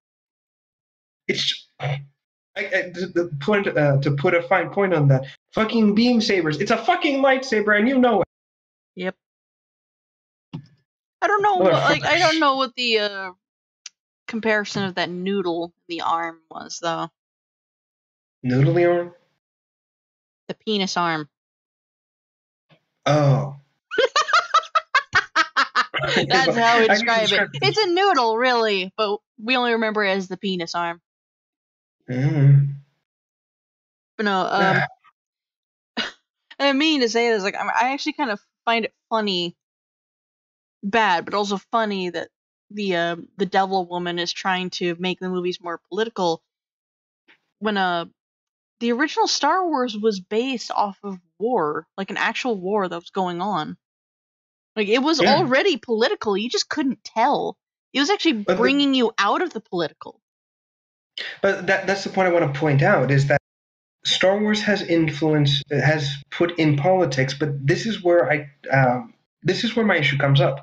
I have no problem with politics in sci-fi, but this is where I draw the line. In universe politics around the universe itself. If it's an issue that takes inspiration from the real world but puts their own spin on it, I don't care. I'm fine with it. I'm happy with it. But when you are trying to do the opposite, put in real world politics into the sci-fi setting with no rhyme or reason to it, I don't fucking care. And I grow to hate it to the point where I'm like, stop it. I get enough of this crap outside of this film. This is my escape. Yeah. Leave me alone. That's actually why I created my Discord group. Just get the fuck out of there. But no, Bill keeps trying to bring you back in. Shut up. I am so sick and tired of hearing about gun rights. I'm so sick and tired of it. I am tired of this. I am on my computer to avoid it. I see this like every day when I log in. I don't need to hear it. See, and this is why we put an ad blocker to. This is why I don't say anything when we start going on a rant. Oh no, I don't doubt it. But like I said, it's just to quote someone who talked about how a guy brought in his politics into Warframe. His exact words were, and I quote, "Leave your politics at the loading screen." Mm-hmm. And like that can apply to anything. Just leave it. No one needs to bring this crap in. If you want to have a discussion about politics, fine. Drag someone who's like-minded about it, and leave us alone. Fine, Blob. That's all we've ever done. Fine. No. Like, no joke. One of the biggest reasons why I don't like talking to him anymore is because his idea of like getting a good conversation or getting to know somebody is to try and cause a argument on a political sense. So like whenever I would play like Ark with him, out of nowhere he'll go, "So how do you feel about the whole gun thing?" Oh my god. Now is not the time for that. I don't care. This is a time for killing. I am literally waiting for this giant brontosaurus to take a shit that is in the perfect shape of a bowling ball, so I can grow flowers that will knock out a Tyrannosaurus Rex. Do you really think I'm thinking about the gun issue right now? Our objective right now is to My not main about goal right now is fucking poop. guns. Exactly. Also, I want to point this out. Mm-hmm. It's not on the YouTube channel because I don't really know how to put the rules in there. On the Twitch chat, there is actually chat rules that pop up. Let me see, what do these say? One of them is like no political bad mouthing, like no political stuff is allowed here. And also, like, I'm playing to have fun. Keep reality out of here. I don't want to hear it. Oh my god, I remember that. That is really cool. Yeah, again, to put every perspective, I just kind of showed her someone's model kit mock of a buff R2. And I want to point this out. Technically speaking, that exists. Like this kit bash is not that elaborate. It's just a not a few fan-made parts. thing. I'll show. Hold on. I'll find out what it's called. But it's like and I don't know. In the animation it was shown, and it was like given the name. Someone said, "Oh, they look like bootleg Gundams," and it's like, I can see it. I wouldn't I call can't. that bootleg, though. Well, no. Basically, to go on a side note, that one's called like Gundam Build Divers or something like that. The idea is that in that anime, the Gundam show, is a show they watch, and so kit building and everything is like their reality. But the little model kits are actual robots they use to fight each other. So all the shows and everything are actual shows, but it's also in another anime. Inception shit, I know. It's weird. Oh, what I found. Oh, yes, that is funny. Fuck you, Genji. Anyway, I'll figure out what it's called later. Show you. But anyway, point being, yeah, like I said, this is what drives me up a wall. This is what has driven me to despise everything that LucasArts makes now, to the point where I just what's the word, to the point where I'm done. I'm tired of constantly being reminded how supposedly I'm a terrible man and how evil I am because I just care. Again, this is why people, ironically enough, are leaving Star Wars and actually going to Gundam and things like that, because they actually just don't give a shit about the modern politics. They're like, fuck it, we're here for entertainment and entertainment alone. Okay, hold on, I found it. So the hold on to explain the buff R2 for a second. The model used, the base model, is called a high mock.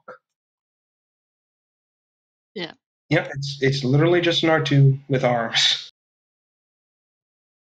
So yeah, making an actual buffer an R2D not that difficult. There are even white variations of the machine. I could literally to if I had paint. But no, like I said, to get us back on track. Yep. Lucasfilm, and no one should forget it. No one should forgive them. If they actually try to make an effort to change it, fine. But as far as I know, and as far as everyone else should trust anything Lucasfilm says with a grain of salt. They are out for money first and foremost. Unless it's the man himself. Yes, and even then, George Lucas has been stated on multiple occasions that he hates what they're doing, and honestly has shown regret that he's done this. And I can't help but feel the same sort of sympathy for the guy. In the end, like I said, everything Lucasfilms does now is just, like I said, expect political crap. In fact, don't even go back to watch their movies or anything that they're making. Don't. The only reason why I'm sticking around to see episode 9, not in theaters, mind you, is to see the story come to an end. And that's it. Because I hate leaving a story half finished. But that is it. As I've said 100 times over, and as I will say the day I die, I am no longer a Star Wars fan. And until the day that Lucasfilm can change from Disney's shadow and get rid of that horrible bitch who's in charge of everything, who's been selectively destroying Lucasfilm, has been destroying Star Wars and everything, until they get rid of her, I will never return. Yeah. And I will seek my entertainment elsewhere. There. Angry rant over. Sorry, we kind of deviated slightly. So let's get ourselves back on track with more hatred. Oh boy. Moving right in. Let's go into Soldier Boy and his copies of Let's game go consoles. from one idiot to the next. Mm-hmm.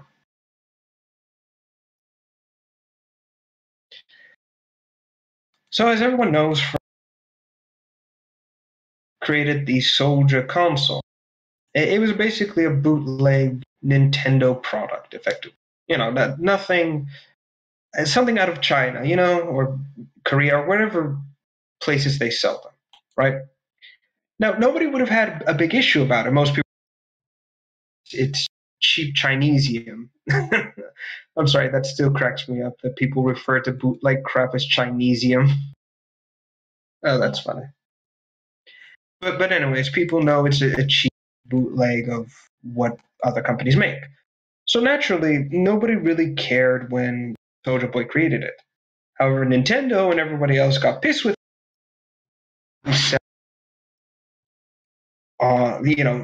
officially licensed Nintendo ROMs and things of that nature on his console without paying Nintendo their due. So as you can imagine, Nintendo basically got pissy. The fans tried to warn Soldier Boy that, hey, watch out, Nintendo might do something, they could sue you, yada, yada, yada. Didn't pay attention. Called them idiots and so on and so forth. Then he gets sued by Nintendo and he's forced to stop. And you would think after being slapped down hard like the bitch he is, yeah, I'm not afraid to say that either. I have no respect for this idiot. Instead of doing the smart thing and just, wait out the storm and maybe, try to revitalize his dying career by, I don't know, making better music, stop taking drugs, and try to get his life in order, he decided to, instead of doing that like a smart person, just go back to trying to resell a new console. And I wish I was joking. Oh boy, what's it ripping off this time? Basically, it's ripping off the PSP. The what? The PSP. Oh. Yep. So this is what it is, effectively. And now you tell me, is this or is it not a PSP? Very cheap replica of a PSP. That is a PSP. Uh-huh, exactly. Now, officially, it's like, it's a non. I honestly don't believe it. I legitimately think he's trying to pull the wool over people's eyes by selling or reselling old PSPs that never got sold. And because the console's dead, no one's going to say that I'm selling the shit. No. Why is the game upside down to the console? I don't know. This was the first thing I pulled. That's weird. So, as you can imagine, he has returned to this, and it's now the same thing. Now, a lot of people, we're going to give him the benefit. But then this idiot decides to try and brag about newfound success in the re-attempt to sell shit. And actually created a YouTube video or a Twitter video showing how much money he's making off of this shit, like $4,000 the first few days or some bullshit like that. Yeah, it turns out it was all fake because the idiot accidentally showed his real sales. and didn't even bother to edit it out of his video. It was a split second, but it was enough to catch what was really happening. As it turns out, the sales he's trying to pass as just one day is in fact by a month. He's only sold 7 copies of his new console. And supposedly someone's paid, like, it's clear that this is an inflated, probably some friend of him, these at the inflated price. We're not And he's getting buying any it of that, himself. dude. You're cutting out so bad. Oh, sorry. Where did I cut out? A majority of all that. Basically, it turns out that the majority of his, what's the word? Of his sales, right, for the console and shit like that, were sold at an inflated price. So it was like he got $4,000 within a few days. But it turns out it was a monthly thing. He just tried to hide it. Then the idiot accidentally showed his real numbers and tried to hide it again. And it's clear that someone he knows is buying these just to inflate the number so that way more people will buy into it. Not only that, but someone, actually, the Quartering, a guy on YouTube, went to his store and found a device. I don't know what it's called. It's like a knockoff Apple thing that was selling for like $30 or something like that.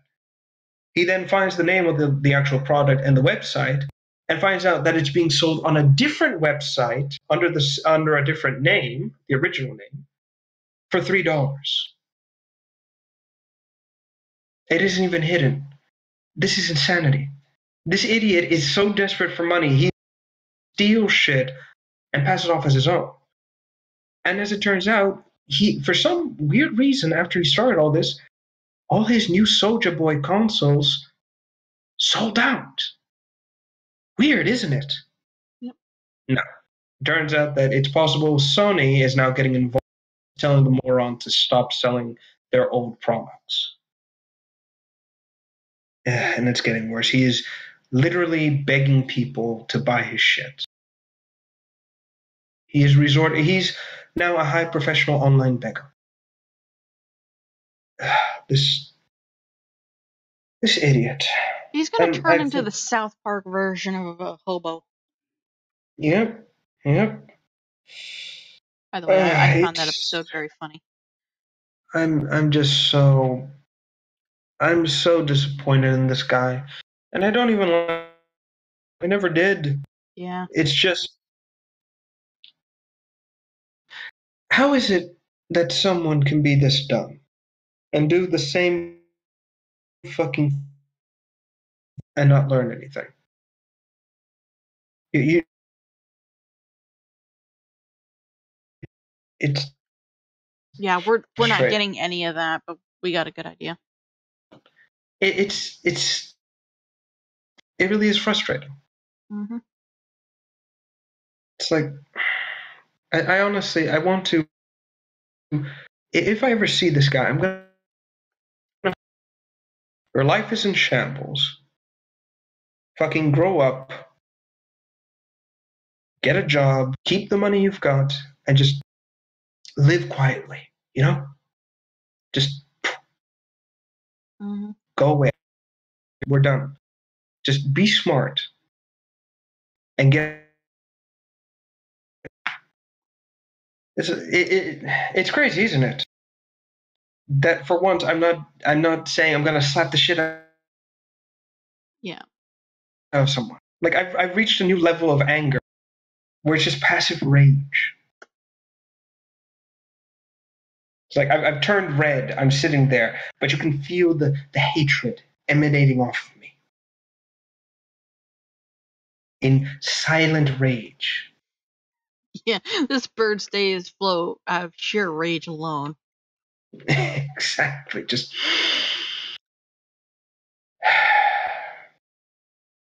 again, it's like you can see the anger wave slowly rising from my body.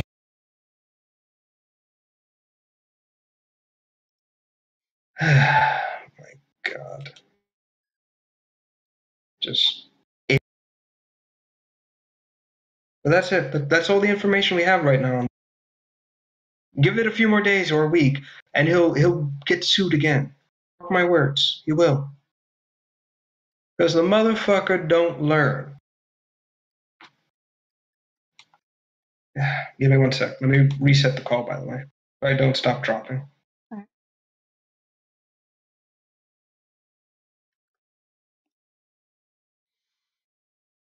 All right, hopefully that's stable. We'll see. Yep. Whoa!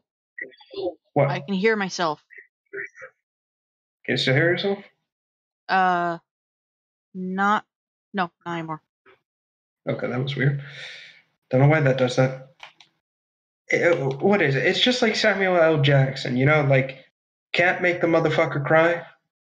Well, for Soulja Boy, it's can't make the motherfucker learn. Mm-hmm. No matter how much you slap him with a book. Just idiot. Again, it's people like him that make me just fear for the future. Even after I'm gone, just world is doomed. It's like after my power just shuts off and I'm nothing but like an empty shell sitting on a hill growing moss and everything. I'm still there, just my immortal spirit is just hanging around watching the world slowly like I died for this shit. Just wait for it. All right, I guess we can move on to our last one.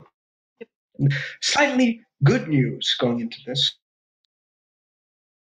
Yay! Slightly, mind you, slightly. And that is, someone just entered the call. Right at the end again. Hi, Liam. Hello.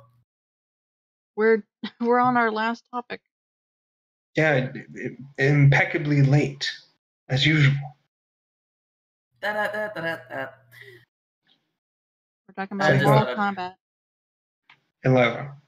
Just thought I'd drop by, see how y'all were doing. We're fine. We're about to talk about face rippings.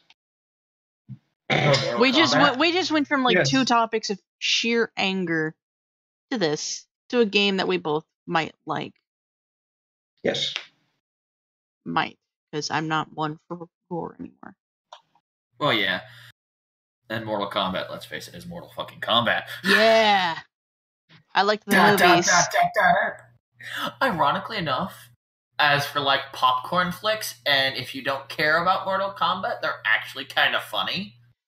When you're left home alone with giant chicken thighs for your dinner, and everybody else has left to do very, very sociable things that you're not comfortable with, they're a good movie. Yeah. Hey, HH, after you get done with the stream, you want to go futz around on the orb for a bit? Because I need to pick up some material. Yeah, sure. And, well, pick up some material and go fishing. And maybe piss off the occasional Corpus outpost. Alright. Fair enough. Alright. Alright, well, I'm just going to mute myself here, and then I'm going to go shower. Alright, fine. Let's get into it. So, as of, I believe a few hours ago actually, Mortal Kombat 11 has been shown off. This includes the following: the introduction to the game, a new character, and showing off 2 returning characters. So let's address the introduction first. Mm-hmm. You haven't seen it. It picks off where just a little before the ending of Mortal Kombat 10. And it's kind of dark, really. Basically, Raiden has Shinnok, the villain from the last game, chained up, and is just torturing the poor man. He is electrocuting him over and over again. And it's like, at this point now, it's just getting excessive. And Raiden has become corrupted. Shinnok's magic has turned him evil. But it's this weird kind of evil of, basically, he's tired of people threatening Earthrealm. He's tired of it. He's tired of constantly fighting these wars to stop people from taking it over. So this, I'm going to stop the threats before they even happen. i.e., I'm going to go to different realms and just murder until they just stop. Shocking, isn't it? And so anyway, Shinnok is just in a point where he's just beaten, bruised, bloodied, etc., etc. And not only that, but it's also being heavily implied that Raiden is going to try and kill the Elder Gods. However, he tells them he can't do it because you can't kill them. But Raiden basically says there are fates worse than death and proceeds to chop off his head. He's immortal, and so, as you can imagine, how do I put it? When you get your head separated, you're trying to suck in air, but there's no lungs. So you're constantly gasping. And the pain is so intense that your brain is constantly firing synapses to try and stop the pain or find comfort. That is the state Shinnok is left in. Raiden basically cuts his head off with a lightning sword. I'm not joking. He literally creates a sword of lightning from his hand. That's the one thing I was like, I want this now. Can we have this for the game, please? Where was this before? Exactly. So That would have Raiden been cuts great off against Onaga. but basically, Raiden cuts off his head, and he's left just gasping there constantly. Now, before he puts the head on the altar and basically says, I'm going to show you to Liu Kang, who's now become king of the underworld. But first I need to go, like, change clothing or something like that. I don't know. He fucks off for some reason, disappears. And then as Shinnok is sitting there, his body is still moving, still conscious. It's like it's trying to spasming, but it's clearly not dead yet, as is his head. And then this bold woman enters the scene and reveals some interesting information. First off, she knows that Raiden has altered the past before. In Mortal Kombat 9, that whole sending visions back to my past self to stop this outcome. And apparently now, somehow, Raiden has altered the past again, and she's pissed. The first time was to prevent Armageddon, so I guess she's forgiven him, technically. But now Raiden is doing things that are just fucking everything up, and she's done with it. And it's clear she's an Elder God. She actually stops time, stops Shinnok's head from bleeding out like crazy, and is implying that she's going to put things right. I think this is an implication that she's going to kill Raiden, kill this timeline, and then put us back on track from the previous one. Like a reset back to Mortal Kombat Armageddon. That's what it seems to be implied. Yeah. I think what's being implied here is that she's going to wipe out this timeline, then jump back in time, and then set the path of Armageddon the way it was supposed to. You know, the quote-unquote canon ending, where one of the two suns wins and resets the world. That's what's being implied here. And that's basically as far as the introduction's gone. So far, I'm interested. I want to see where this goes. Yeah. But now we go into what was shown off in the game. Now, since we're dealing with time travel shenanigans, it's safe to assume that basically characters will be returning and getting killed off, and different time versions will appear. You know, like guys in different, same character, different costume, different path kind of thing, supposedly. And in it, a new character has been revealed. And I don't know how to feel about it. Let me find his name real quick. Hold on. How do you spell it? No, it's Gif. So one of the new characters is... Okay, let's get it out of the way. He's weird. His name is Geras. Geras. Mm-hmm. And I don't know what's his thing. It's just he can summon sand and stone and use them. I don't know. Gara. He is essentially Gara. Yeah, Black Gara. I can hear Sorry, myself. I had to go there. I had to say it. We're done here. But yeah, basically he's a Black Gara. And not only that, but he also apparently has time travel abilities. As in, his fatality is basically he uppercuts someone and then then resets time so that way he's back to the point where he's about to uppercut them, but the damage inflicted is still there. And then he goes behind them and starts punching holes in their chest and then punches their face off. Literally punches their face off. Like, I'm not joking here. It's just the fuck, you know? That's like taking the meme to the next level. I mean, one of the fatalities was one of the characters kissing somebody, and then they inflate and explode. I know this isn't an odd universe to begin with. Still. But anyway, not only was he shown off, which I guess he's supposed to be like the son of the woman who has time travel ability. I don't know. Again, it's getting confusing. Even now, it's getting confusing.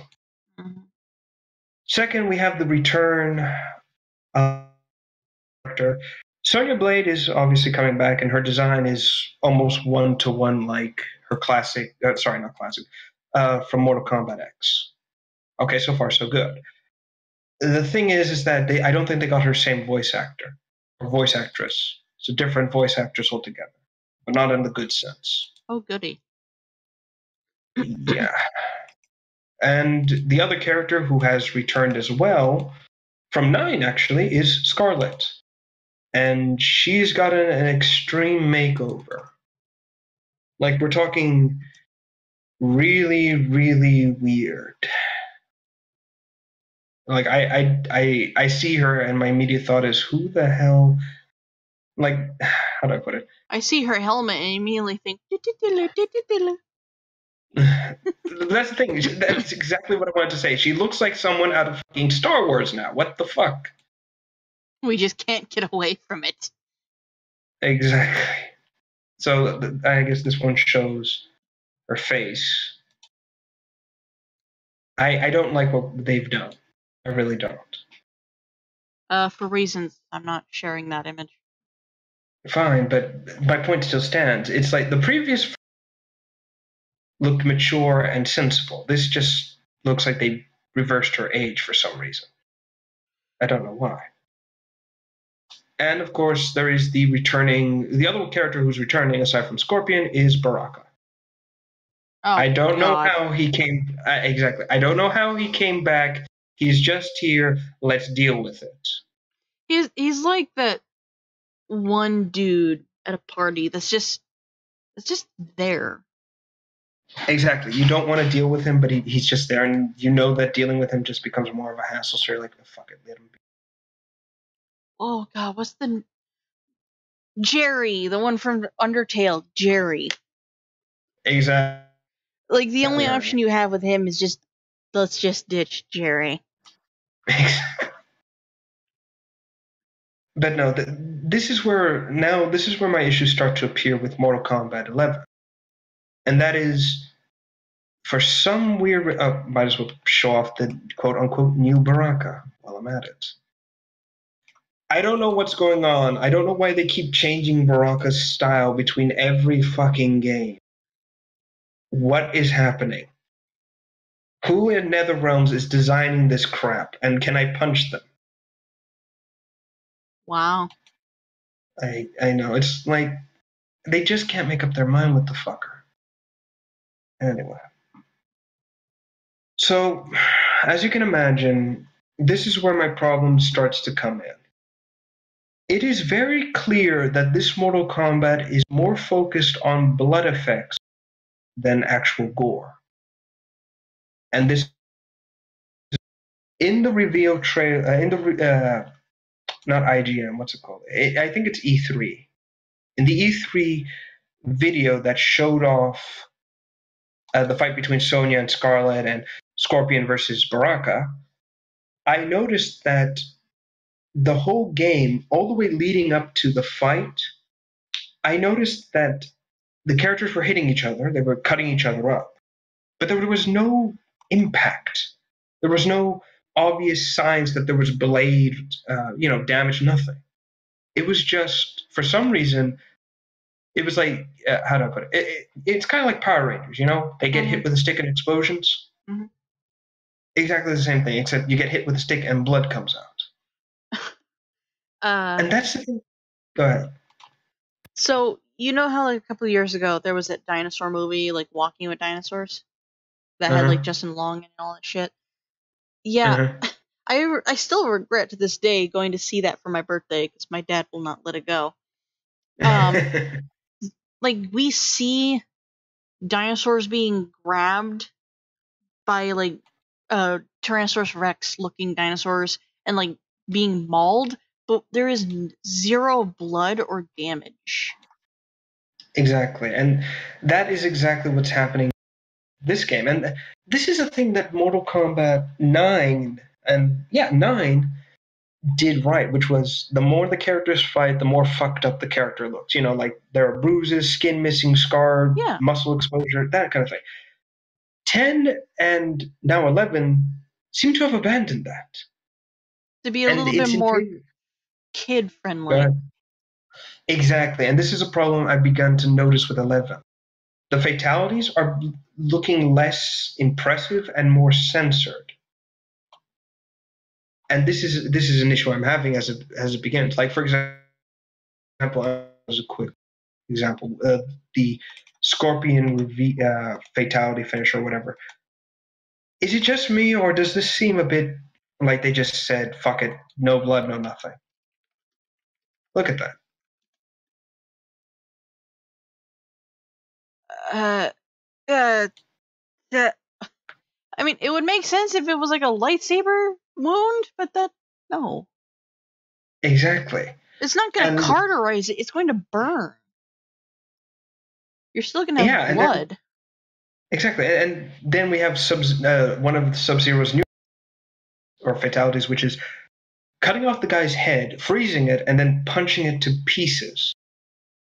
But the problem is that it looks like something out of a cheesy B movie, where 1 minute they have the actor holding the frozen head and about to hit it, then smash cut to when the head is about to, to the prop that's supposed to explode, and then it explodes.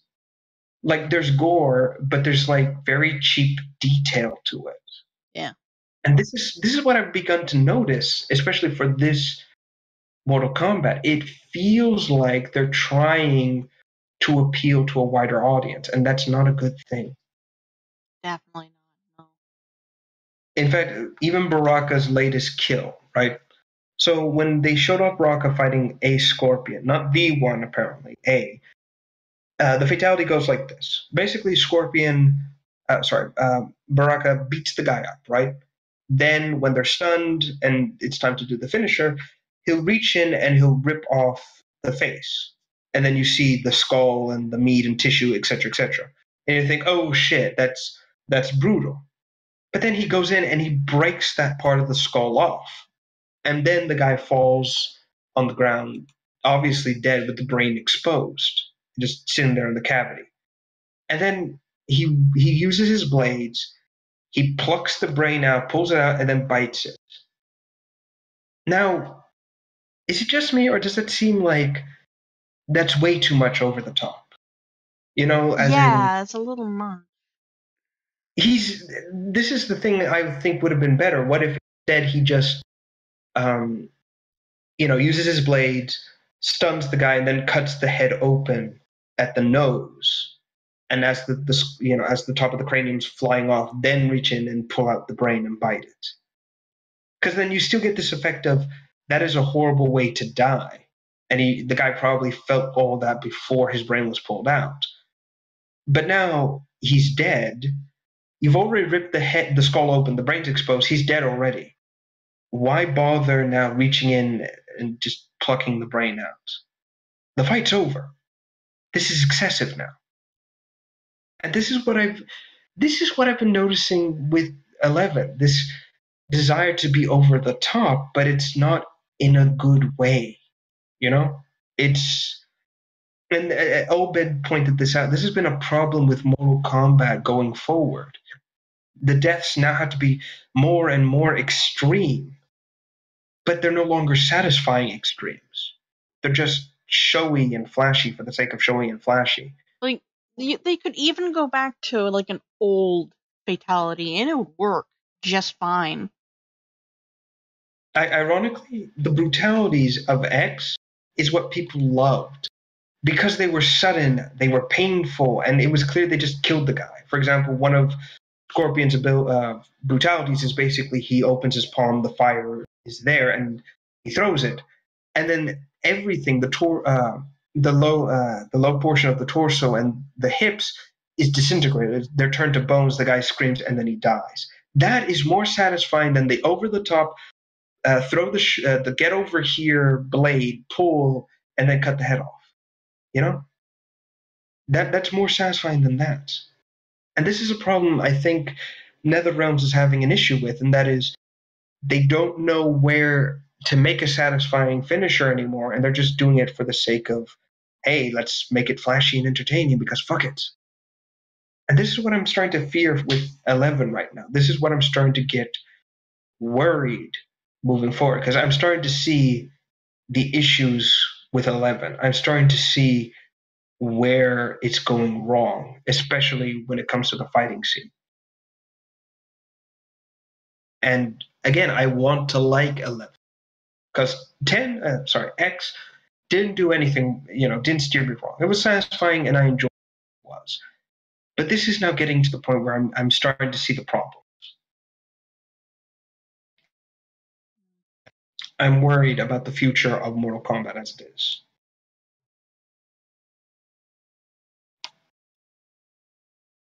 Ironically enough, I should say. Ironically enough, really. Yeah. And right, I wanted to also mention that the gore is not present in the X-ray moves. I noticed this during the fight they showed off. Every time a character went to do the X-ray move, if they stabbed him or whatever, blood would shoot out, but there would be no X-ray. There would be no showing of the damage. Or when that did happen, it was very quickly. Like you wouldn't see it. Blink it and you miss it kind of thing. Yeah. And this is what I'm getting. This is what's starting to not annoy me, but get me worried. It's again, this reeks of we need to appeal to a younger demographic, and that's not good.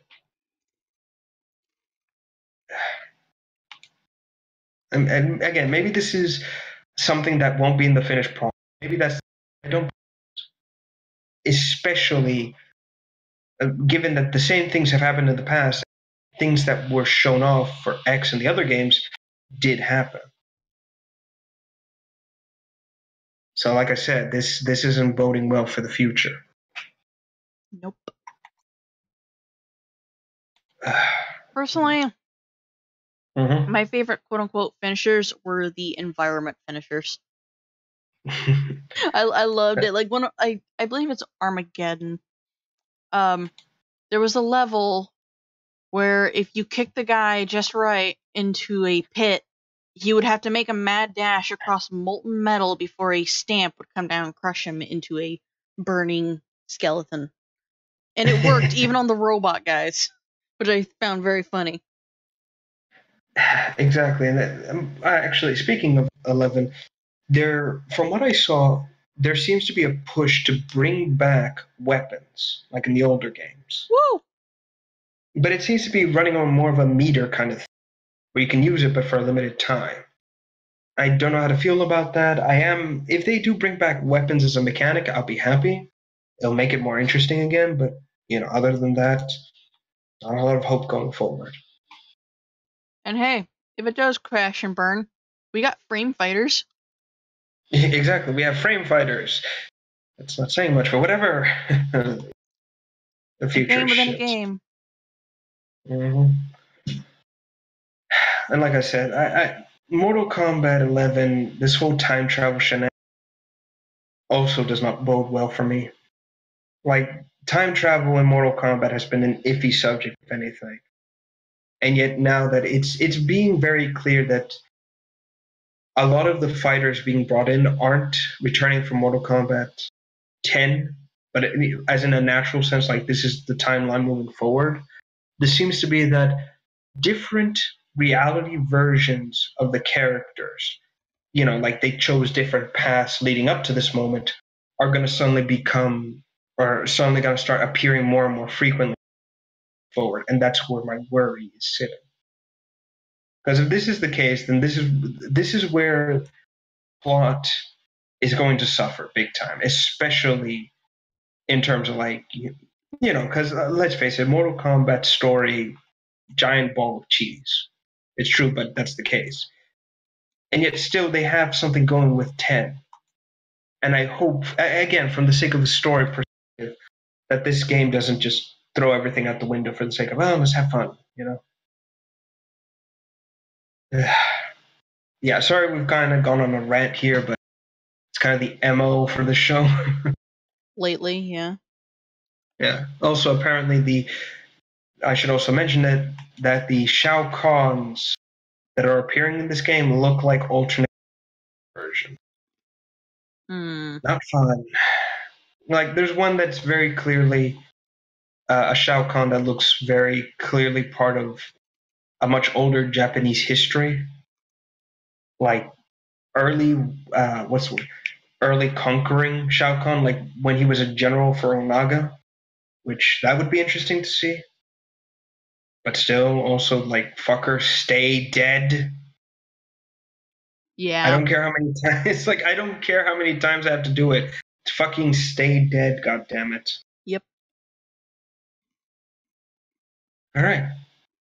Oh, hey, here's hoping Onaga makes an appearance. Yay!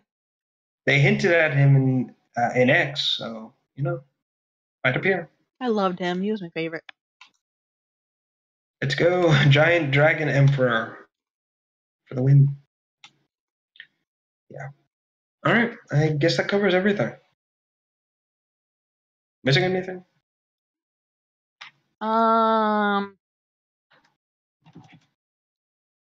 Nothing I can think of. No. All right then. Well, I guess that covers everything for this referendum talk. Again.